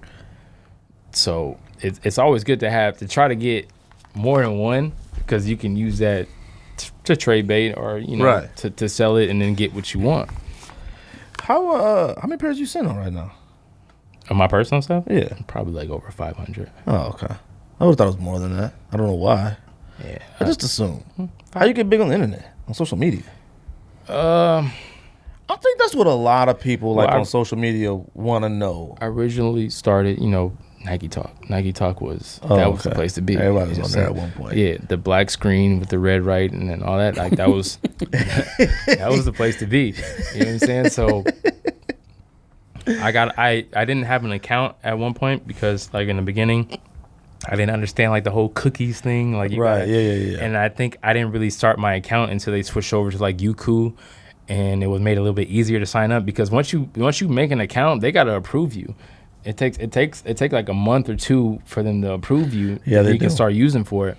So before that, I was just on it, just lurking, just like getting information, seeing the release dates, seeing pictures of the shoes. Like that was where we used to, besides East Bay, like that's where we used to see the release dates and stuff like that. Like, this is. Okay. You used to see them. It used to be them Nike magazines that like not magazines, but like the yearly. The fall, like the books, like I don't know, but it would be like in all Chinese, Japanese characters, but it'd be like the picture of the shoe. I can't remember what that book was called. Like Japanese is big on like having like everybody, yeah. Like, so like I didn't at the time. I didn't know what one word said in it. But I know they had a picture of every Jordan 1 that was ever made. They had a picture of that in that book. So like you would look at it and see, like I remember like looking like on Nike Talk, like. It was always a grainy picture, but it'd be like the Pippins. Like you would see what's getting ready to come out for the rest of the year, but you didn't know what it said because it was all in, That's obviously from the from like one of the plants they're manufacturing. My friend had one of the books, and it was like this big flip book, and it was like almost the entire year of Nike planned out. Yeah, it's had to be something Nike sent the manufacturer. Used to love so that. They knew what it was or whatever. Yeah, those are the good old days. Yeah, like I love the East Bay days when you used to be in school and like, oh, these is the ones coming and like, yo, your boy, like my boy want to use the book. Yo, can you use the book for this period? Like, you get your book back and they already got like but everything starts to be wrinkled. Pages. We had money back in that days. It'd be different because at that point we were just looking to see what we wanted. We weren't necessarily getting it because it was easy to get. That's the problem. Yeah. What's funny is that like even though we had East Bays, at least me and my friends I know, we never actually ordered from East Bay. Like we still did the regular thing. We were just trying to see what was coming out. And like man, what to ask our parents for when the time came when it was able to get some shoes. Being on the back of the bus, like going to like basketball games, whatever sport you're playing at the time, you passing the East Bay around, pages be wrinkled. It would just be so creased up and wrinkled to be white. Like all the prints all off your finger. Like those are good old days. They had that back section when like Jordan 12s were like $49 and stuff. Like they were just on there, and sizes went from like low to like all the way to 18. Like my friend used to wear a 17 when we were in 7th grade. Jeez. And he would have to either go to Nike San Francisco to get his pairs, and his dad was a doctor. His dad was a weird man. It was like the oldest man ever. Like, I mean, he might have been about 91 years old when we was in 6th grade. That's no joke. And he had the oldest Playboy magazines of all time. We used to look at him. He was in the military. This is a true story. He had this military knife. No joke. We're in the garage. I don't even know why I'm telling the story. Eric Mosley. Shout out to Eric Mosley. We was in his garage, and he said, my dad was in the military. We didn't know what type of doctor he was. We went in there and found this old military knife. This one had the most dry blood on it ever seen in my ever. No you joke. You want to talk about the real first blood. No joke. And we was like, yo, put that back. And we just looked at a bunch of old Playboys. Anyways, he would have to order from East Bay. He in the shop still, right? Yeah. We would have to order from East Bay to get his pairs, but like they'd be limited on the size 17 and 18s. They'd have like 2 or 3 pairs. So he would always have to like, I remember like he was 17, he had to wear like dress shoes with suits and dress pants. High school graduation, he had to wear sneakers with his dress pants and tie. Prom, tuxedo, he had to wear his dress shoes. He wore Jordan 13s. He got games. I don't know why they call that now, but he got games back then. You got something else? If you buying sneakers online, there is more than a coin's flip chance that the shoe you're looking at is fake. How can you be sure it's real? Goat.com. SK8THEGR8 is the safest way to buy and sell authentic sneakers online. They're the largest marketplace in the world for authentic Yeezys, Jordans, and over 600,000 sneaker listings. I think it's way more than 600,000 sneaker listings on there now. And you ain't got about it. There's plenty of stuff on there. It's fire to cop. Yeah, buy my stuff. They've made the whole process frictionless and trustworthy. They do this by only accepting sellers with the best reputation and by verifying all sneakers to ensure their authenticity for buyers. Every detail is inspected, from the stitching, the color, the size, weight. GOAT certifies that every pair of sneakers on their site matches exact factory specifications. Let me tell you something, George. You know who you don't see getting trashed online? Tell me who. GOAT.com/sneakdiss.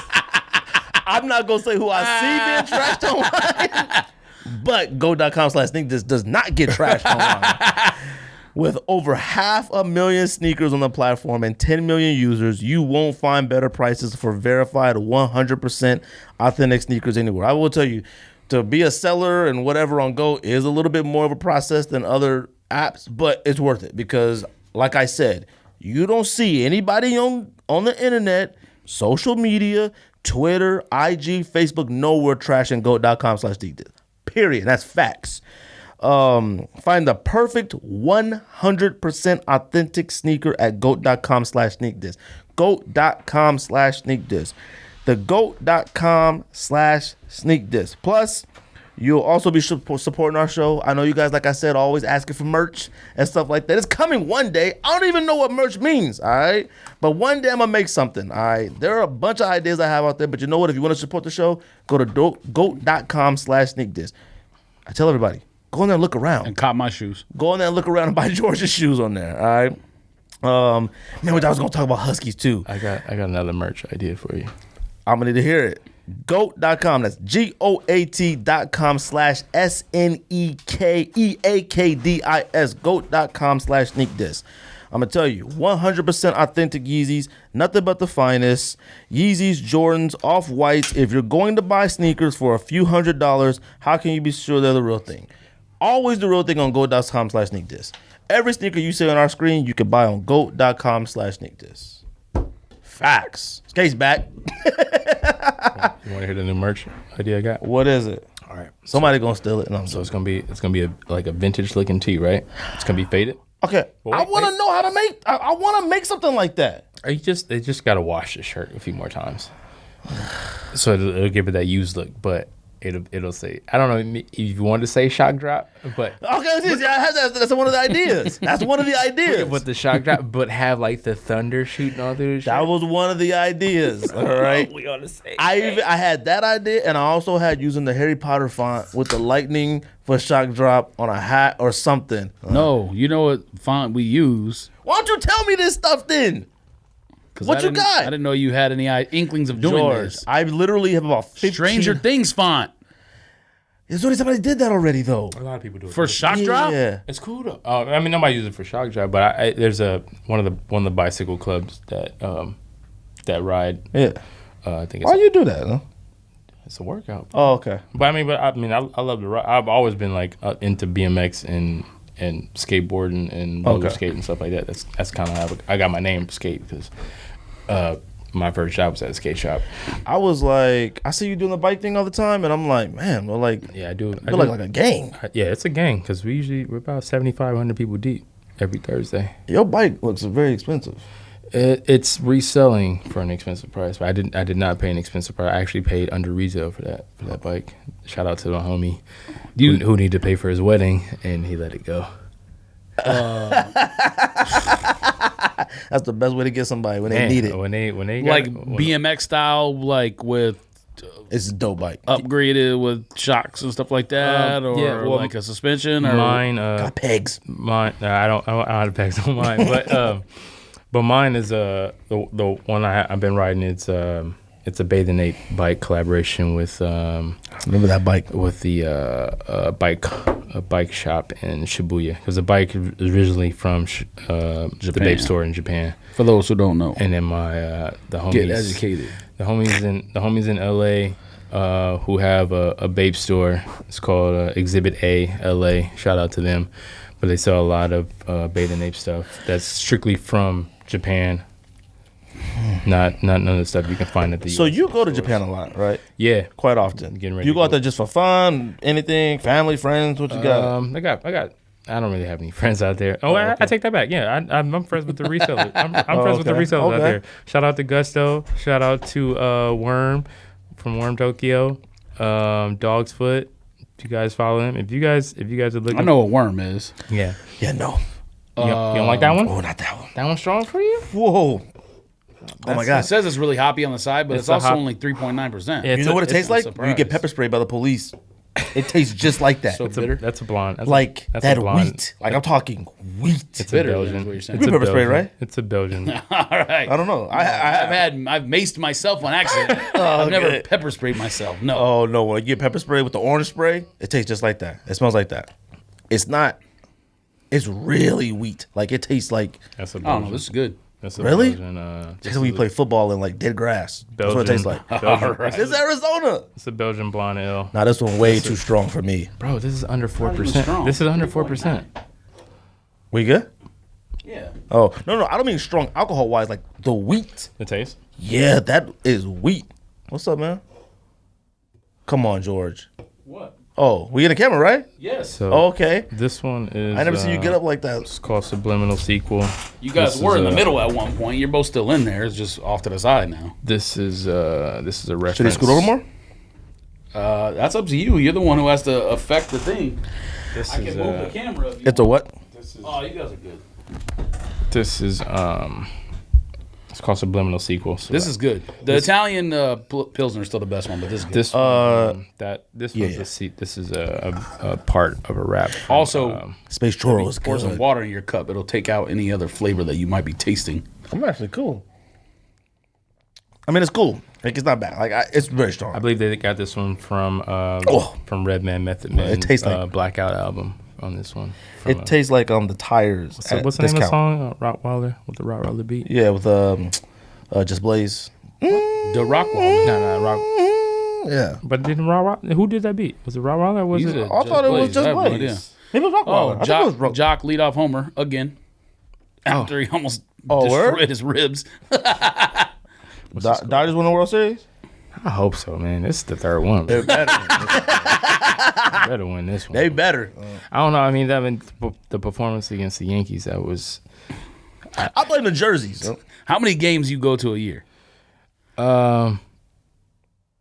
I try to make it a mission to go to bobblehead nights, and actually I missed the one that's tonight. That's they're doing Tommy Lasorda bobblehead night. Dang. You missed it for the Sneak This podcast. but I got friends. So So you good. Hopefully they get extras because I ended up getting extras of the Kike Hernandez bobblehead, and I got a few extra Walk off. yeah, he walked off that night too for his bobblehead. I kept trying to get First career walk-off hit on his bobblehead night when he's been in the league about 4, 5, 6 years. I feel like do we have the most walk-offs for the season for? Yeah, Is it?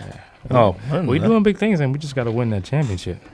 They should be doing big things. Like freaking Just good. gotta win. The teams that count, they can't get it done, and I don't know how I really feel about Jansen right now. I don't think you're the only one. I don't think even he feels good about himself right now. Man, I mean, God bless his heart and everything. Man.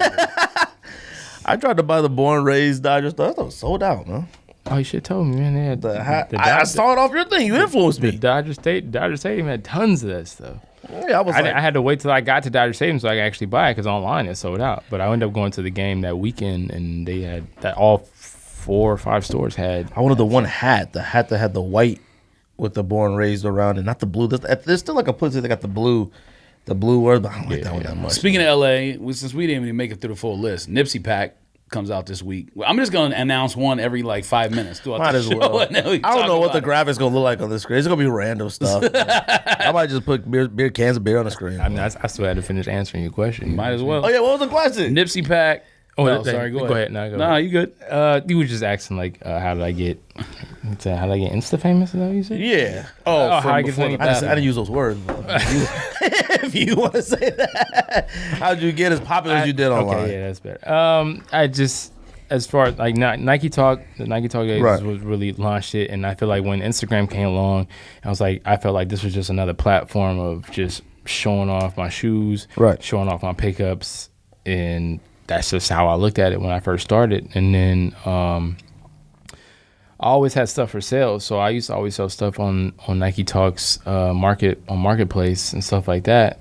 And then once Instagram came along, I ended up finding, like, I was scrolling through stuff, and I ended up finding like these elephant print phone cases for like an iPhone 4 at the time. Right. And nobody could read Chinese or nothing like that. So like it was only on a Chinese website. So like it took me like an hour and a half to order about 100 of those. Right. So I ended up ordering like 100 of those, and then I ended up putting it on my page as soon as I got it.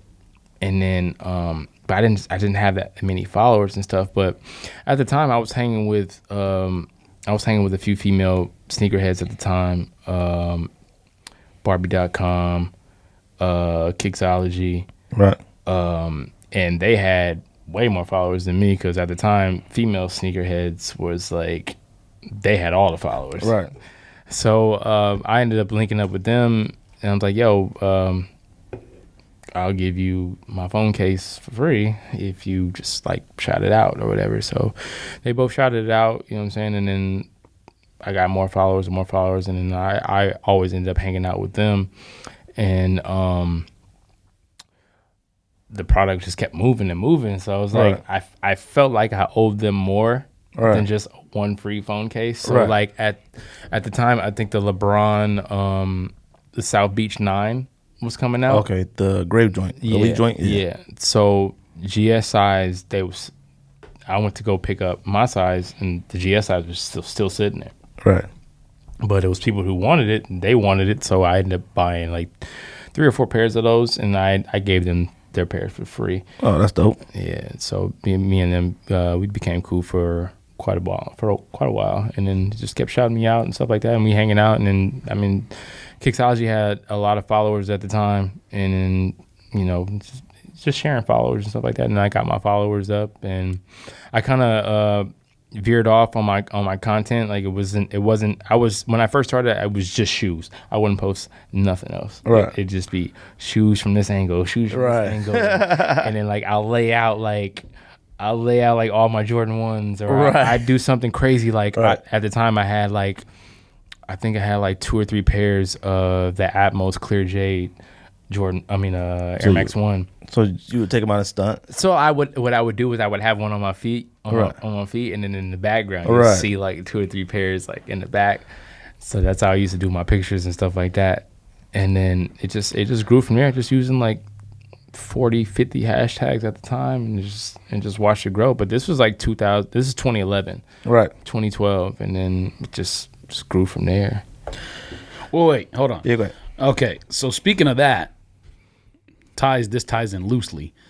What's the difference between somebody who, and I'm not going to say names, I'm not going to put people in different categories or whatever, but just the basics. What's the difference between someone who has, in your position, who has a large following, who might not get the same thing that someone who may have the same following or maybe slightly less, but gets everything seeded by Nike LA, Nike whatever? Right. I mean, it's just all about who you know. Okay, so it's more who you know than anything else. Yeah. So it's not that someone needs to be like made aware of your social media profile, or. I mean, from the rumors back in the day was like, oh, you're too old, or that was the rumors, like you too old, because I used to wonder the same thing, like, yo, well, I ain't getting free shit. Yeah, well, because I mean, if you're being invited to all these events, I'm just curious, because I've heard recently, again, I'm not going to say who I've heard it from, but the new Nike seated procedure for cats in LA is they just have it for you at Nike Grove, and you just come pick it up. Your name's taped on a box. It might be. I really don't know, but I know ain't nothing waiting for me. I know that. That's all I can tell you. But I mean, it was, yeah. See, I just never understood. I thought I put myself under the impression that if you're of these, because kind of getting the perspective from you is like you just know the homies and you get hooked up. Yeah.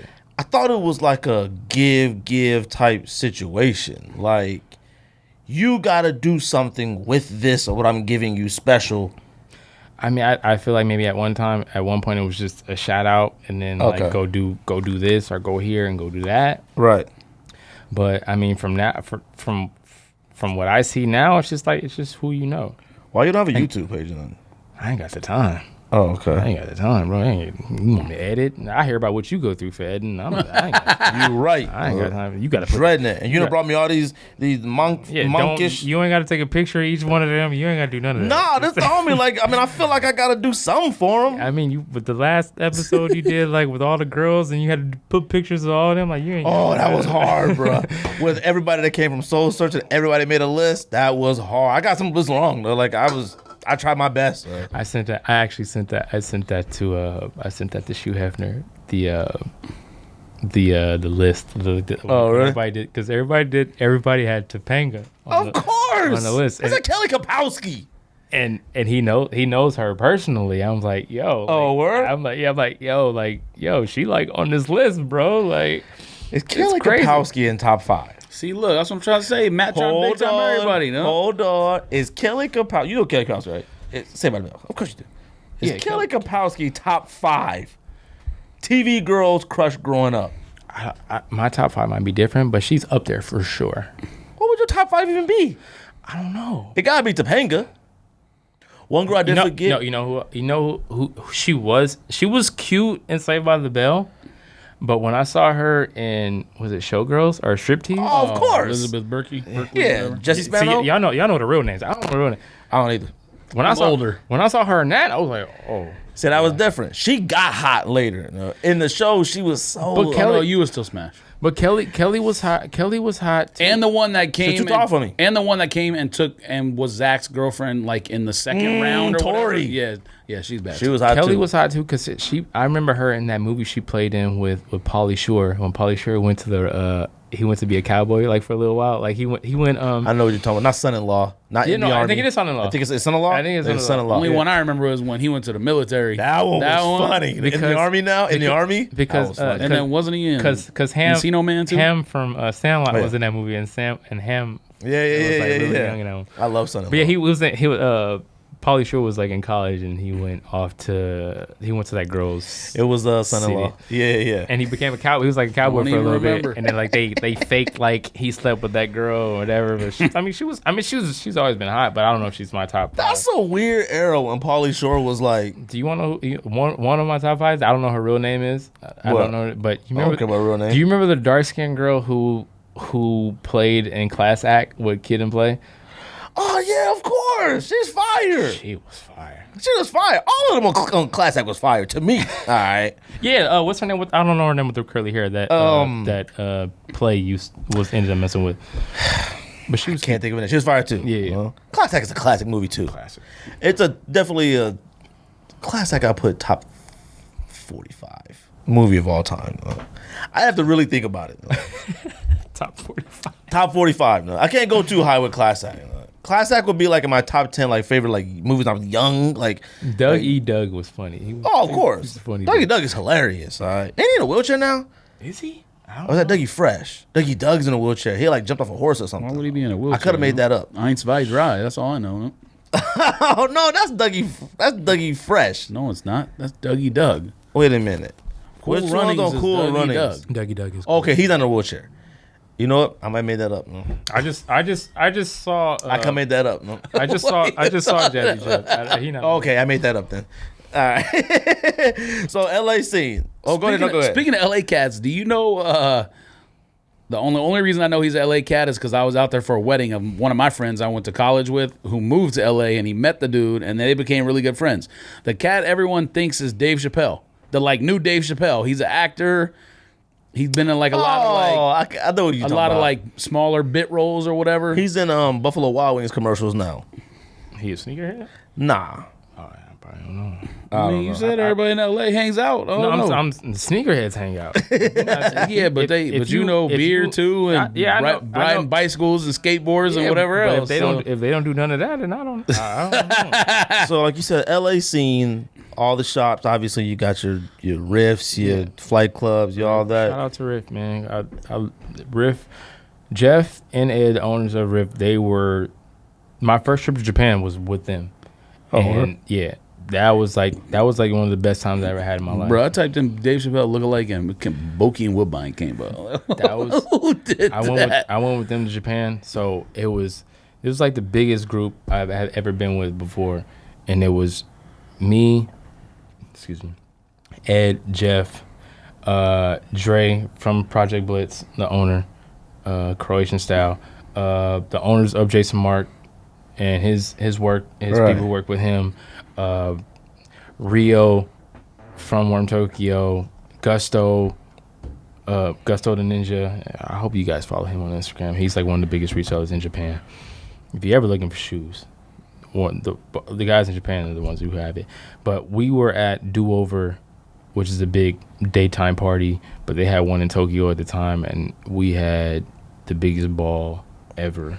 This cat right here. Never seen him. Really? Oh, you talking about? Yeah. You've seen him before. I had never seen. I might need to see his shoes. Oh. I don't know if he's a shoe guy. I just know. You notice. I just know I was at a wedding. You recognize a lot of people from the Of ankle down. course. From the I'm ankle awful down, with like, name. I'm awful with name. But I remember their shoes. I know who they are. Yeah. I just know I was at a wedding and he was there, and I was like, bro, I seen you like on TV shows and commercials and stuff. And he's like, the reason why people compare him to Dave Chappelle is because he has that same exact sense of humor and like same kind of delivery, maybe like a little different voice or whatever. But the first time I ever saw him, I was like, bro, is that Dave Chappelle like little brother or something? I want to try Purple Lobster.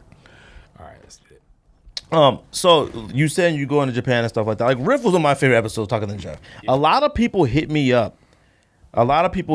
Saying like they couldn't believe that we got Jeff to talk on something. Jeff is so down to earth.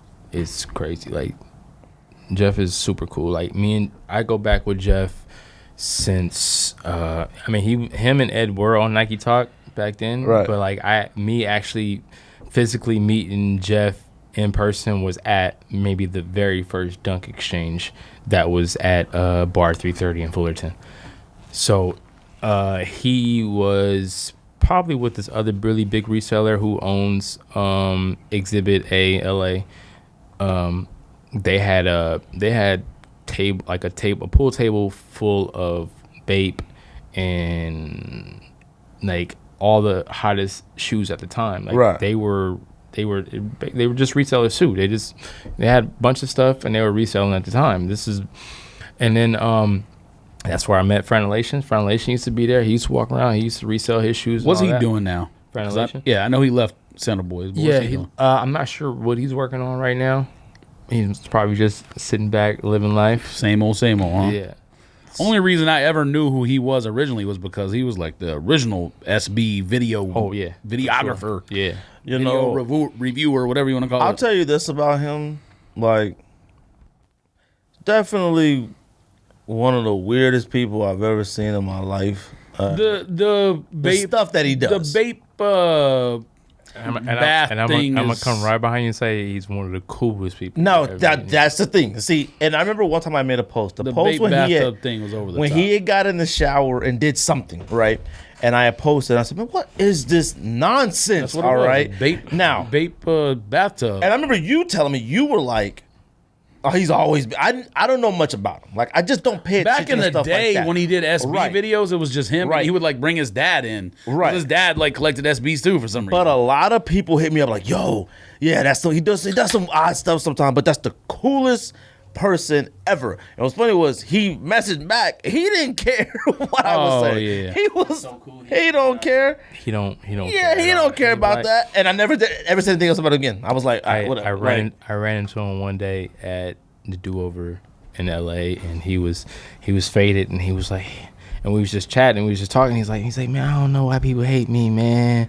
He's like, I don't give a fuck, man. Like, I'm just living life, man. I'm like, right. I'm faded with it. I'm like, I feel you. We living life. You doing it? Like, I mean, but it was just like they were really in his comments like every day, like talking about right. his everything. They were talking about everything, but he was like, he didn't care. Like he just shake it off and he just keep going on with life. And so let me ask you this. Let me ask you this real quick. So you've told me that you listen to the show, quite often. Absolutely. Or whatever, and we definitely appreciate that. I'm sure you're definitely busy and got time. We appreciate anybody who takes time out of their day and check us out. We absolutely.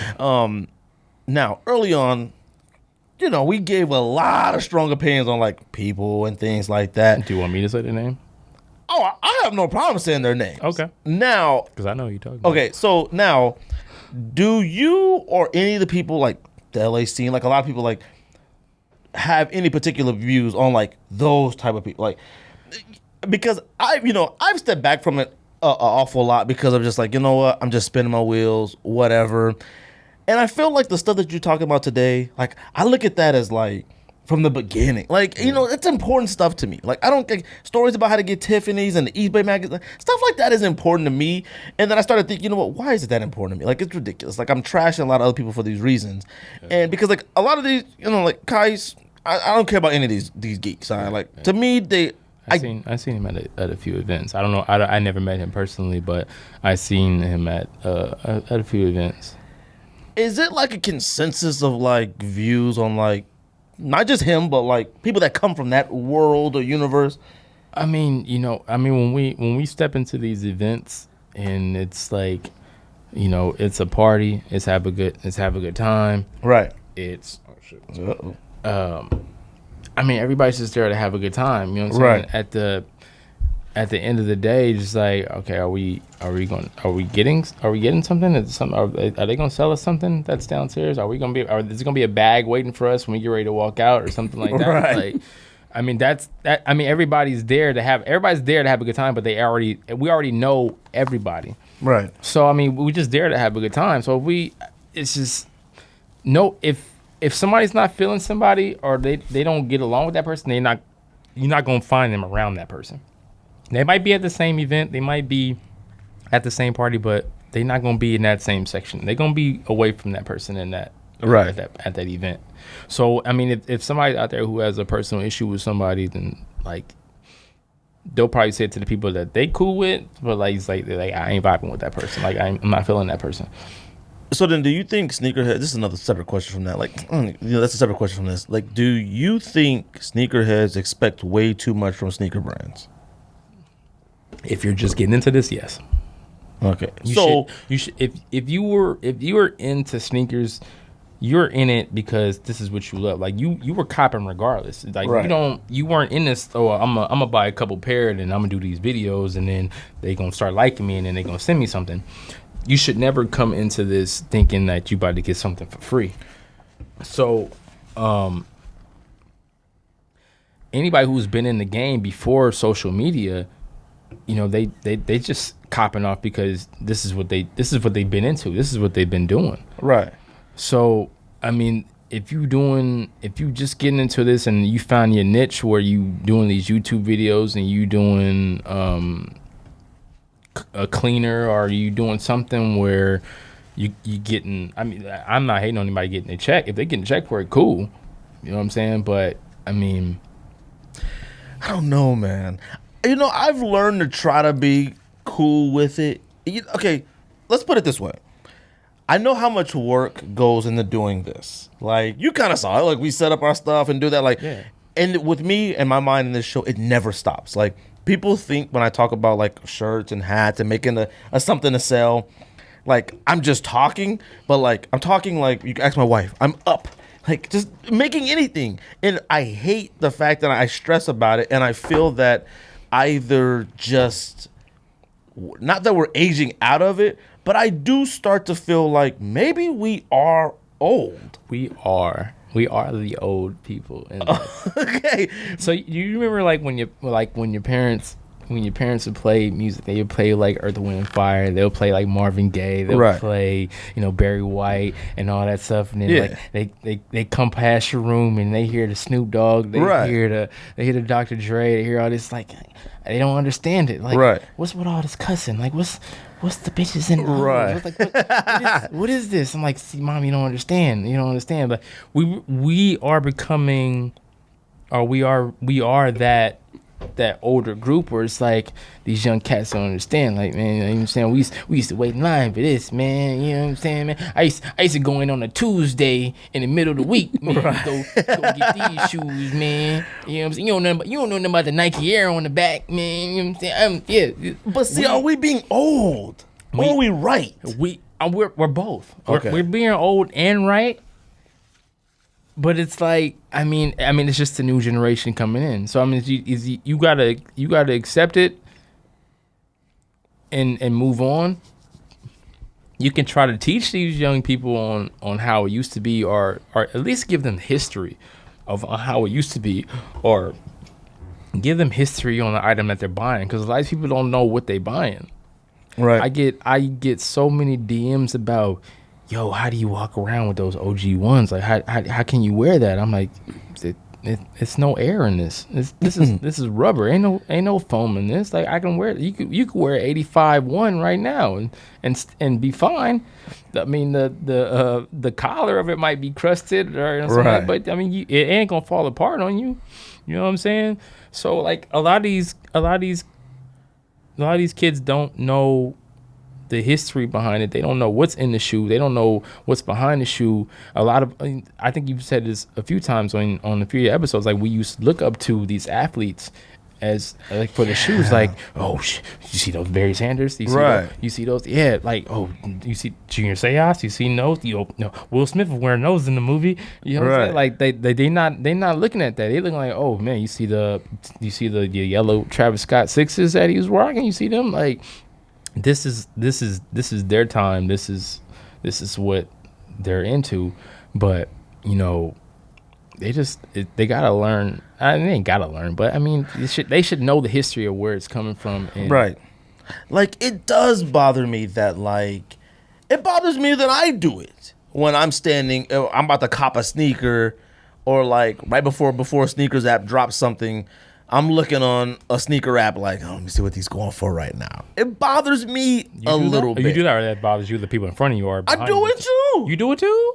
Bruh. You should be in that line for yourself. See, but I won't leave my house, though. See, I won't get a raffle ticket. The fact that you're willing to get raffle tickets and stuff is crazy to me. Like, I feel like especially considering like what you're like sitting on and like the story, I feel like that's crazy. I do it. Like, not that it's crazy that you do it, but like I feel like it's crazy that you care to do it still.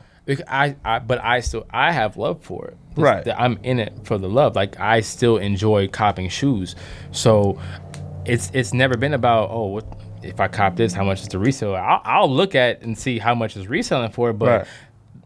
The person that comes first is me. Like, I'm gonna wear the shoe, or I'm gonna keep the shoe for myself. I'm gonna always try to cop in my size first. So I'm not really worried about. I mean, if I get doubles or a triple or something, right. then okay, then I'm gonna look into reselling it. But I mean, it's me first. You always take care of yourself first, and then you send your homies. Oh, hey, these just dropped right now. You send them the link after you check out. Right. Now, see, I do feel that way because I mean, I'm sure you heard that, but like my wife. Sneaker situation. Like, you still on probation? Or you? I'm still on probation. Oh no, I'm 100% on probation. But like, I am a me person first before resell things. But I don't keep the things that. I feel like I was the only one who did the pickups too. Anyone who else had pickups, man? You got pickups?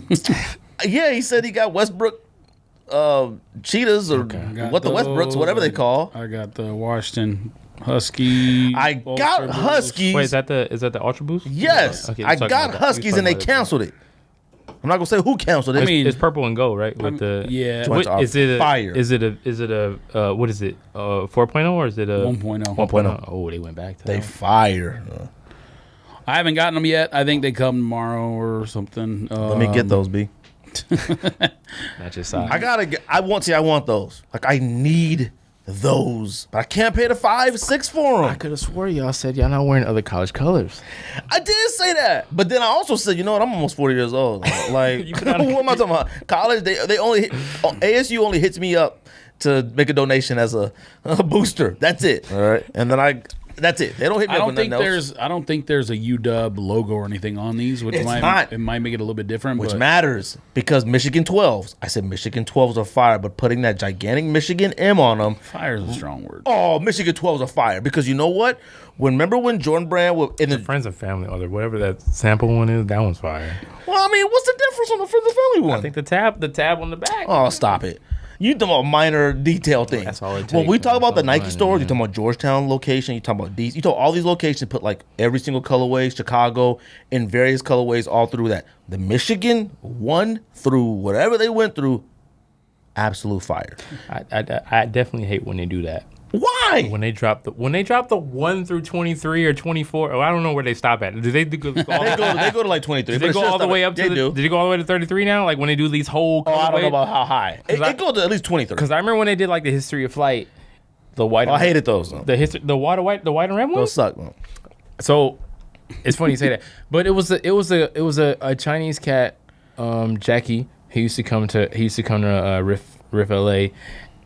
He's back in China right now, but he bought that whole collection off somebody. They met up. They drove that collection to Los Angeles to sell that to him. That's crazy. That was a crazy day. I had a lot of stories from Riff LA, dude. I remember meeting Travis Scott for the first time before he even blew up. Like he used to come in and buy his Jordans and stuff like that, and take pictures with a couple of employees, and I'm seen Schoolboy Q come through. Right. Dom used to come do quite a bit, but it was a lot of fun kicking it there at Riff. People still kick it there like that? I don't think they really kick it there that much as used to. I think it's more just it's business. You know what I'm saying? Get your product and talk a little bit. But I mean, I haven't been there hanging out for a while. I went there recently with a couple homies, and I found out I had a check still sitting there waiting. I'm like, okay, I got a check. Isn't that missing though? Like, I feel like a lot of these like big places that are popular, resale stores, Riff, Flight Club, all these type of places, they become tourist spots. Like, it's definitely for us sneakerheads, it's definitely a tourist spot. When you touch down in LA, Riff better be on your list to go. So like for sure, because I was wondering. I mean, Arizona isn't the great example, but like it doesn't seem like in LA a lot of these places like go out of business or close or end up doing anything. It's a lot of money in LA. I mean, it's a lot of people who spending. It's a lot of people. It's a lot of product that comes through LA hands. Yeah, I was gonna say I don't know that it's. You're right that a lot of places don't seem like they go out of business, but there's just too many of them. Every time I look, there's like isn't there like a place called like Shoe and Cookies or something? It's called Cool Kicks. No. That's what I'm saying. There's another one. There's a Cool Kicks, but I don't like them. Now you don't like Cool Kicks? No, I don't, because when they throw them shoes on that sign and make cats go out there jump, I don't like stuff like that. I think they did a chicken sandwich recently too. I'm not. No, I don't like stuff like that. Now I don't know them cats, but cat. Come on, bro. But yeah, there was a time where Melrose was dead. Like Melrose was a ghost town. You know what I'm saying? And when Sean finally came into town, I think that's maybe like 3. Sean Witherspoon? Yeah, Sean Witherspoon. I think that's probably like 3. I'm going on 3 or 4 years now. But I'll give you a story. Like when I first met him, I just heard about this. Like, yo, this dude's going around buying up everything. I'm just like, who are you talking about? Who's like this white dude? He's going around, he's buying up everything. He's going to all the mom and pop spots that's left. He's buying up everything he could. So he was getting ready to open up the LA store, and you can see his Instagram. Like he was just at all the mom and pop spots that were still around, and just buying up whatever he could. And I met him at Rose Bowl flea market. At this guy's booth. This guy was bringing OG Jordan 1 white and gray from 85. He was bringing it in. He was like, yo, I talked to him the month before. He's like, yo, I got a 85 Jordan 1. And he was like, you think you might be interested? I'm like, yeah, I might be interested. Just bring it, you know what I'm saying, next month, and I'll check it out. So I was walking to the dude's booth who had it, but he also still had it like sitting on top of his car, like where you can see it. So Sean beat me to the booth like maybe like a few minutes before. Sean was already looking at it. So I was like, it wasn't even my size, so I wasn't really tripping about it. So Sean was like asking dude the price on it. He's like, oh, you know what? It's actually for that dude that's right behind you.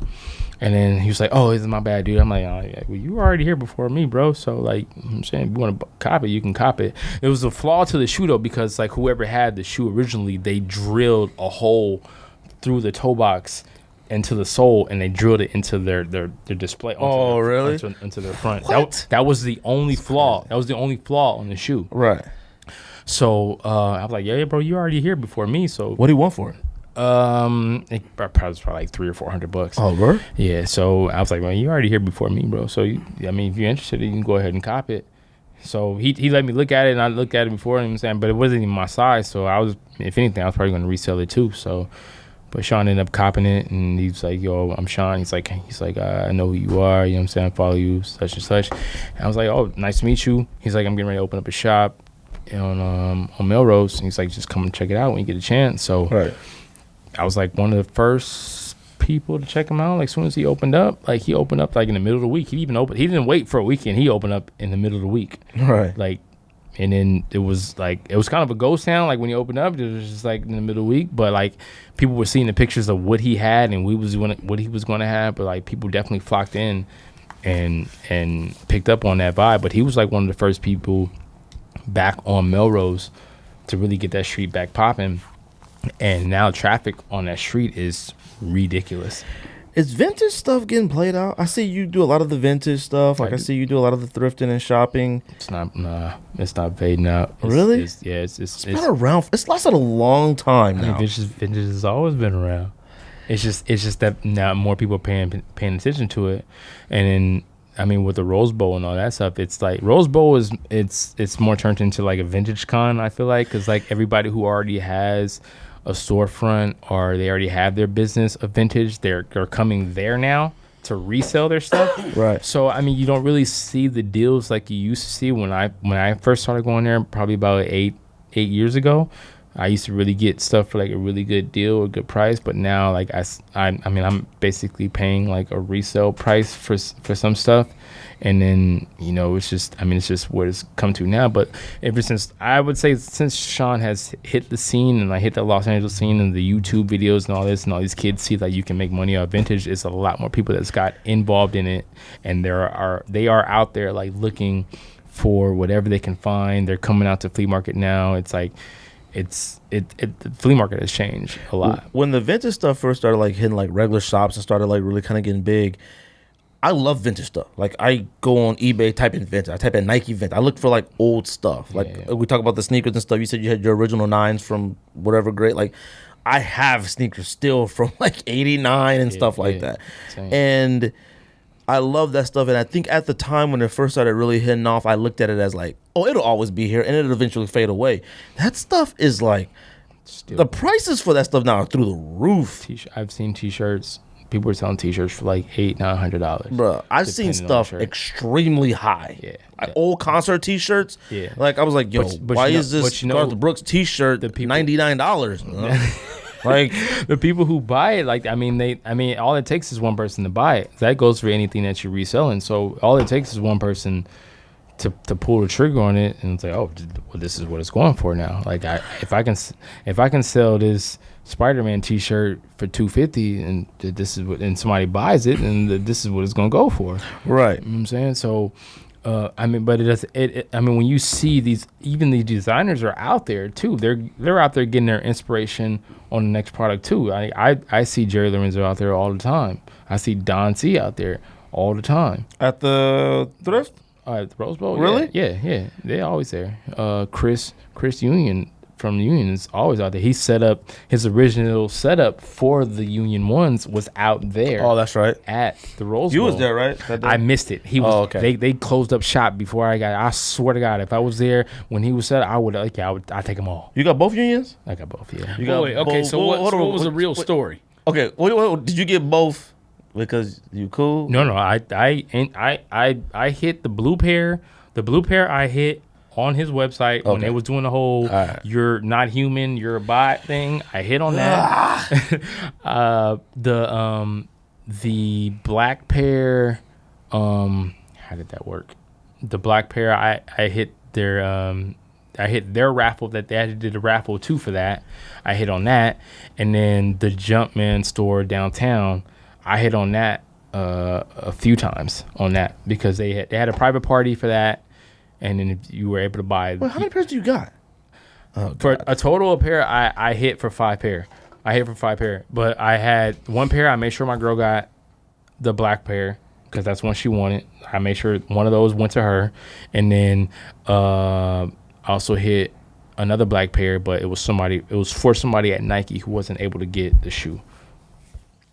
So I get it. But I still have my blue pair, my black pair, and also I'm sitting on one more black pair that I'm like dope fiending to like kind of let it go, but I'm not gonna let it go. That the $1,700 resale is kind of is that what it is now for a 9? For 9, it's a 9.5, but it's got me itching. I'm itching like Pookie from New Jack City right now. Like I'm not gonna let it go. I'm gonna hold on to it.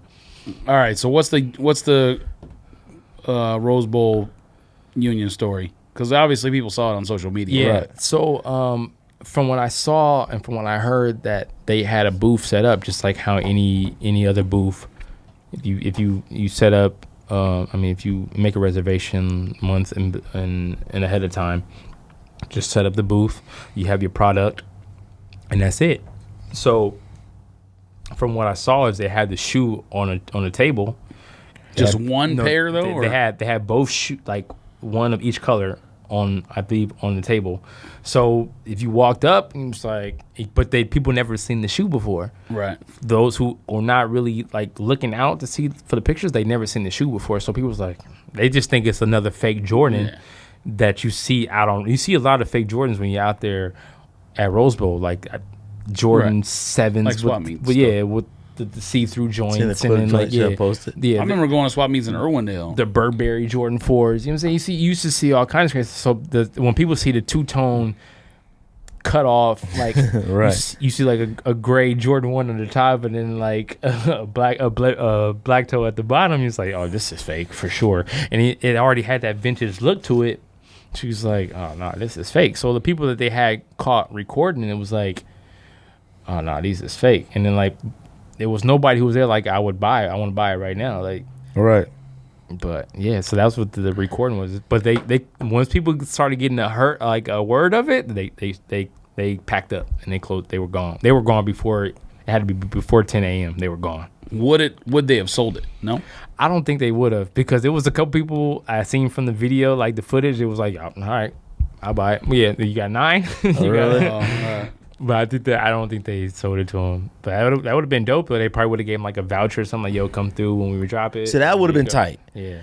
Now, I've been angry before, like not copping sneakers, but I ain't never been that angry before. I swear not copping those. If they were still set up when I had gotten there, I would have been like, all right, size 9, and she need a 7. So what you got? Because that was like, there was like a moment, a period of time where like we just couldn't get through anything.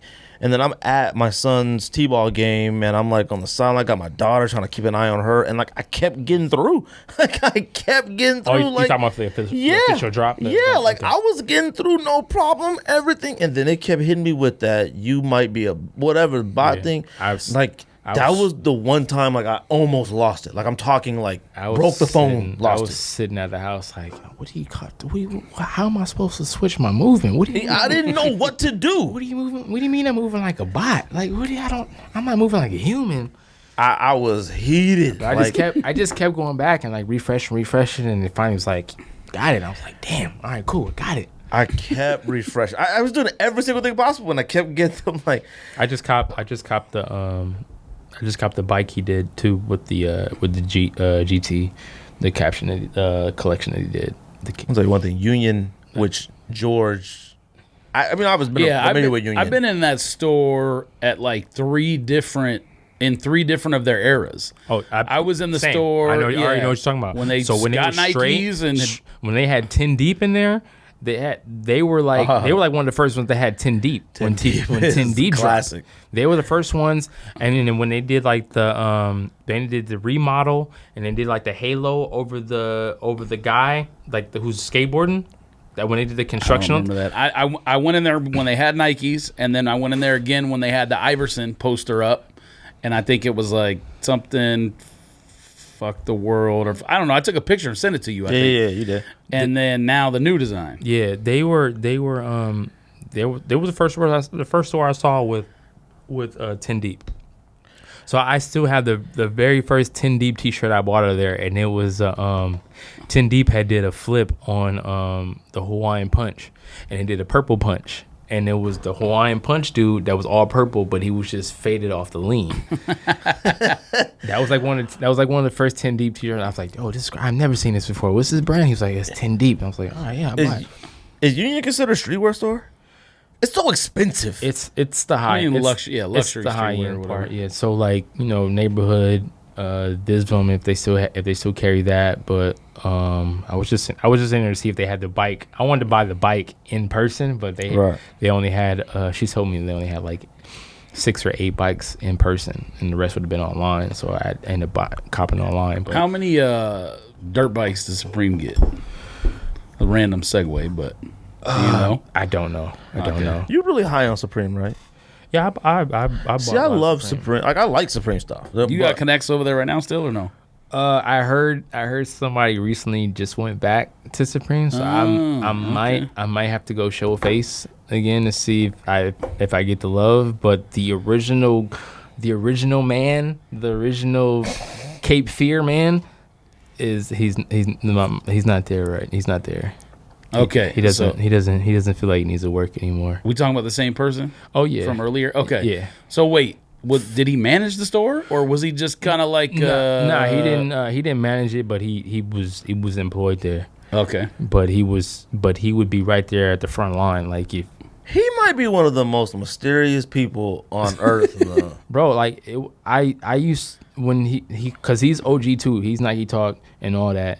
And did Jebbia like come to him to help with the store? I'm not or sure how it worked, but before he used to work with the 100. So if you ever seen his original interview that he did with, I've only seen one. Don Drew, was it Don? Drew, yeah.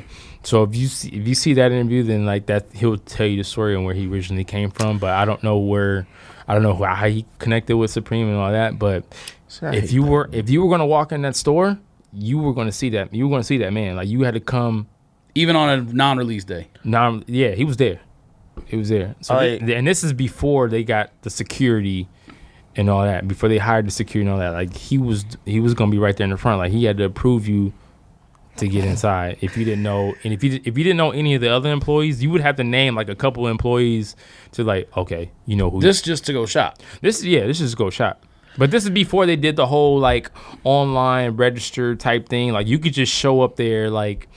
Oh yeah, we went in there. We seen the Thursday of Frank Ocean and them skating right in front of us. Oh, that's right. So Tyler like, and all them. So like, if you knew people there and you already been shopping, like you were cool with them. But he also, I don't know if I want to get into the story, man. But tell it.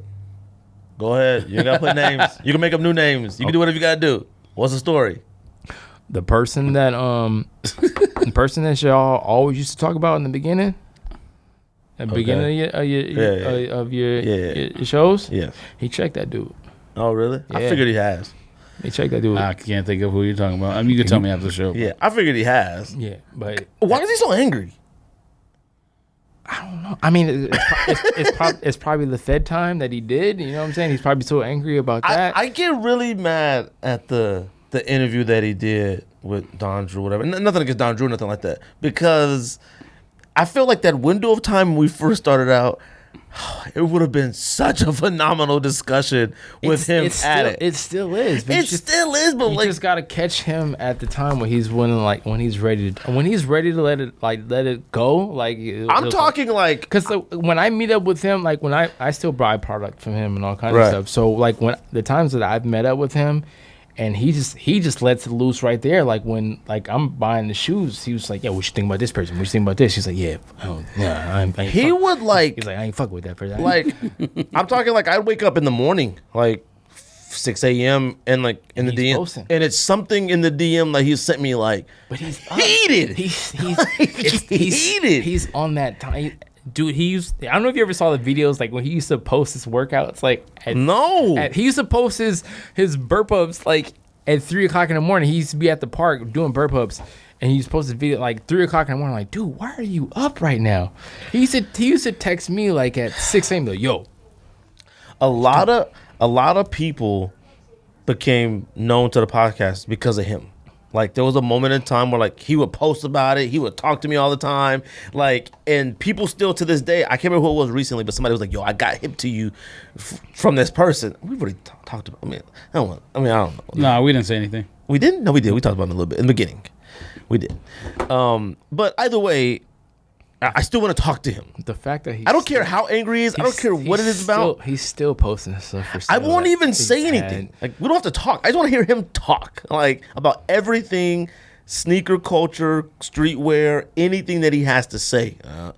Is LA? So, you know, I mean, we got another podcast out there, Wayne. Like, we technically got to wrap up already. Yeah, I know. Oh, I'm coming back. I'm coming back. Part 2 coming back. Well, you come back anytime you want. We got it from 6 to 8, basically. You can come back anytime you want. Yeah, I'm coming back. But I don't know what it would be when I come back from my trip, but for sure. You got to come back. Come back or call in, whatever you want to do. No, I ain't no calling. No, oh, okay. No. I mean, I'll do that eventually, but no, I'm coming in. So, LA scene, sneaker wise, everybody knows everybody. Yeah. Do you feel at any point with yourself personally you'll ever not be involved in sneakers? Nope. Or okay, never. I'll look up to this dude who I used to see at the very first Dunk Exchange, and every Dunk Exchange after that. It used to be this old dude there at the Dunk Exchange. He used to call him Pops, but dude was old dude, still copping, still had releases, still all the newest releases, still has stuff for sale. Like, I see myself being that person, like, right? Just still in it for the love, because I love shoes. Like, it's never been about, you know, likes or trying to get something for free or let me do this so I can just try to do that. Like, it's never been like I genuinely love sneakers. So I'm in it until I die, basically. I feel like that by myself, which I was trying to say earlier about the whole situation with, like, my wife and stuff like that. Like, I'm in it for me, like that. I love to, like, I'll sell some stuff. Like, there are certain things I just can't keep. I can't keep a cause for. Now, I traded it for OG Presto Off-White, but, like, there's certain things that I feel like I keep. Like, right now, I feel that way. Right now, I got about 2, maybe 3 Sakai waffles at the house. I keep seeing the prices. Man, what? I keep seeing the prices rise on the Rust Pink Jordan. So 1, and I'm not talking to you no more. No. So I'm looking at my Rust Pink Jordan 1s like, yo, this is I can. Fam, you gotta get rid of Rust Pink ones. I can buy a Tesla. No, you gotta get rid of Rust Pink ones. I can get a Tesla right now with this Rust. Okay, Pink. so, like, worn. But, like, when it comes to my sneakers, like, I keep stuff that isn't that special to everybody else. Like, I like things that don't nobody care about. Like, I got about. I sent you the Rodmans. Send me the Rodmans. Yeah, I sent you the Rodmans. And I watched them joints, and I'm like, watching them. I'm like, I know you can't wear it, but, like, right? I probably still because want George it. knows I got the 2. We took one to the shop that was covered in mold. Like, we walked the one to the sneaker shop covered in mold because, like, I love those vintage things and I buy that stuff. But, like me, I got like 21 maybe pair of DMX Run 10s. Like, I like certain things. Like, I remember I sent you a picture of, because you were deep into the Fila joints and they were sitting from Japan. They were sitting all over Japan. I'm like, yo, do you have this one? This is what you need? Some. And I'm still sitting on a bunch of DS pairs. Like, I like certain things. Like, what's the name of that model? Mind Blowers. And, like, I respect everything you're saying. And, I like I like hearing what you're saying about this whole situation, because, like, a lot of people will look at you and say, you must get everything for free. You must got the hookup. You must got everything like that. But to hear that you actually love this thing because you pay for them, you take care of your girl, you do things like that, that's dope. And that's something that I feel like I'll never get out of it. I don't know about George. I take care of my girl because I don't want that face. I don't want to get argued. She look at me like you didn't get my pair. Like, you didn't look at. I'm like I already got you taken care of. Like, I'm just trying to make sure that we both good. Right. But, like, you gotta make sure your significant other is looked out for. I wish we'd have to wrap up though. We've actually here past the time. The other podcasts out there waiting. This is part 1. You know what I'm saying? This is part 1. I'm definitely, when I come back from my trip, I'm definitely sending out more Kit Kats. That first Kit Kat that you tried from the last one, that was caramel Fran. Like flan. Oh, flan. Yeah. That's what that was. I looked up a lot of them. I could tell. You was like, this is like a coffee. I know what this is. I couldn't tell. I need to be blindfolded to tell what stuff is. But, like, we definitely appreciate you coming through. He said it's his first podcast. My first podcast. So the first one doing it. Shout out. So you know what's gonna happen? Then Full Size Run's gonna hit him up and ask him to come on their show and stuff like that. I'm not even gonna talk about him though. I don't know if he knows him. I don't say. Oh yeah, Trinidad. Yeah, I know Trinidad. No, not Trinidad. The mustache dude. No, the other dude. He was talking kind of reckless to me, though. I didn't like it. All right. Oh, wealthy? Yeah. I didn't like it. I'm not gonna say nothing about it. Trinidad's my dude, though. You know what I'm saying? I hung out with him on my first trip in Japan, too. See, man, you missing stories, man. What's up with these stories? I got stories, bro. Welty is a well done steak. That's how dry he is. I'm not gonna say nothing about him because he was talking a little greasy to me and I didn't like it. Gal for part 2. But it is. But I need my guy. I mean, my guys get to come through. We appreciate you coming through. Appreciate you bringing the beers. Shout out to Monkish Monkish Brewery in Monkish Torrance. Brewery. Check them out. Really You'll get a good. chance. I'm not drunk, but I'm not faded. You probably are. I don't know. I don't weigh that much. Sure, I keep this can. If one of y'all plan on getting the purple I'm gonna drink this lobsters, keep that can. I mean, unless you about to let us know because we can't get nothing like that. No, I got like another five cans of that. I mean, somebody came to the flea market and they had that 4-pack and it was like, yo, I'm gonna be at the flea market. I just landed from Boston. I'm like, oh yeah, I'll take it. Right on. We appreciate you coming through. Hold on, like I said, can I do the pow? do what you gotta do. Well, hold on, wait. Anybody want to shout? I mean, SK8THEGR8. I mean, follow him on Instagram. Like, I don't even know what to say. This guy's already somebody. Follow me on Instagram. Follow all the LA people from Instagram. You know what I'm saying? If I come to LA, we hanging out. Man. Y'all was supposed to come to LA a long time ago. You, George, Ryan. We was gonna come out. All How long y'all you stay here? Huh? How long you stay here? I might be going home tonight, man. I thought I was gonna get drunk, but I guess I'm going home tonight. Well, good God, my man drove out here from California. I was expecting y'all tolerance level to be like lower, and I'm saying y'all just gonna keep drinking. But I'm pretty good. I mean, we can go somewhere right now if you want to go hang out. Something. That's a sneak diss. Pow pow. That's a sneak diss.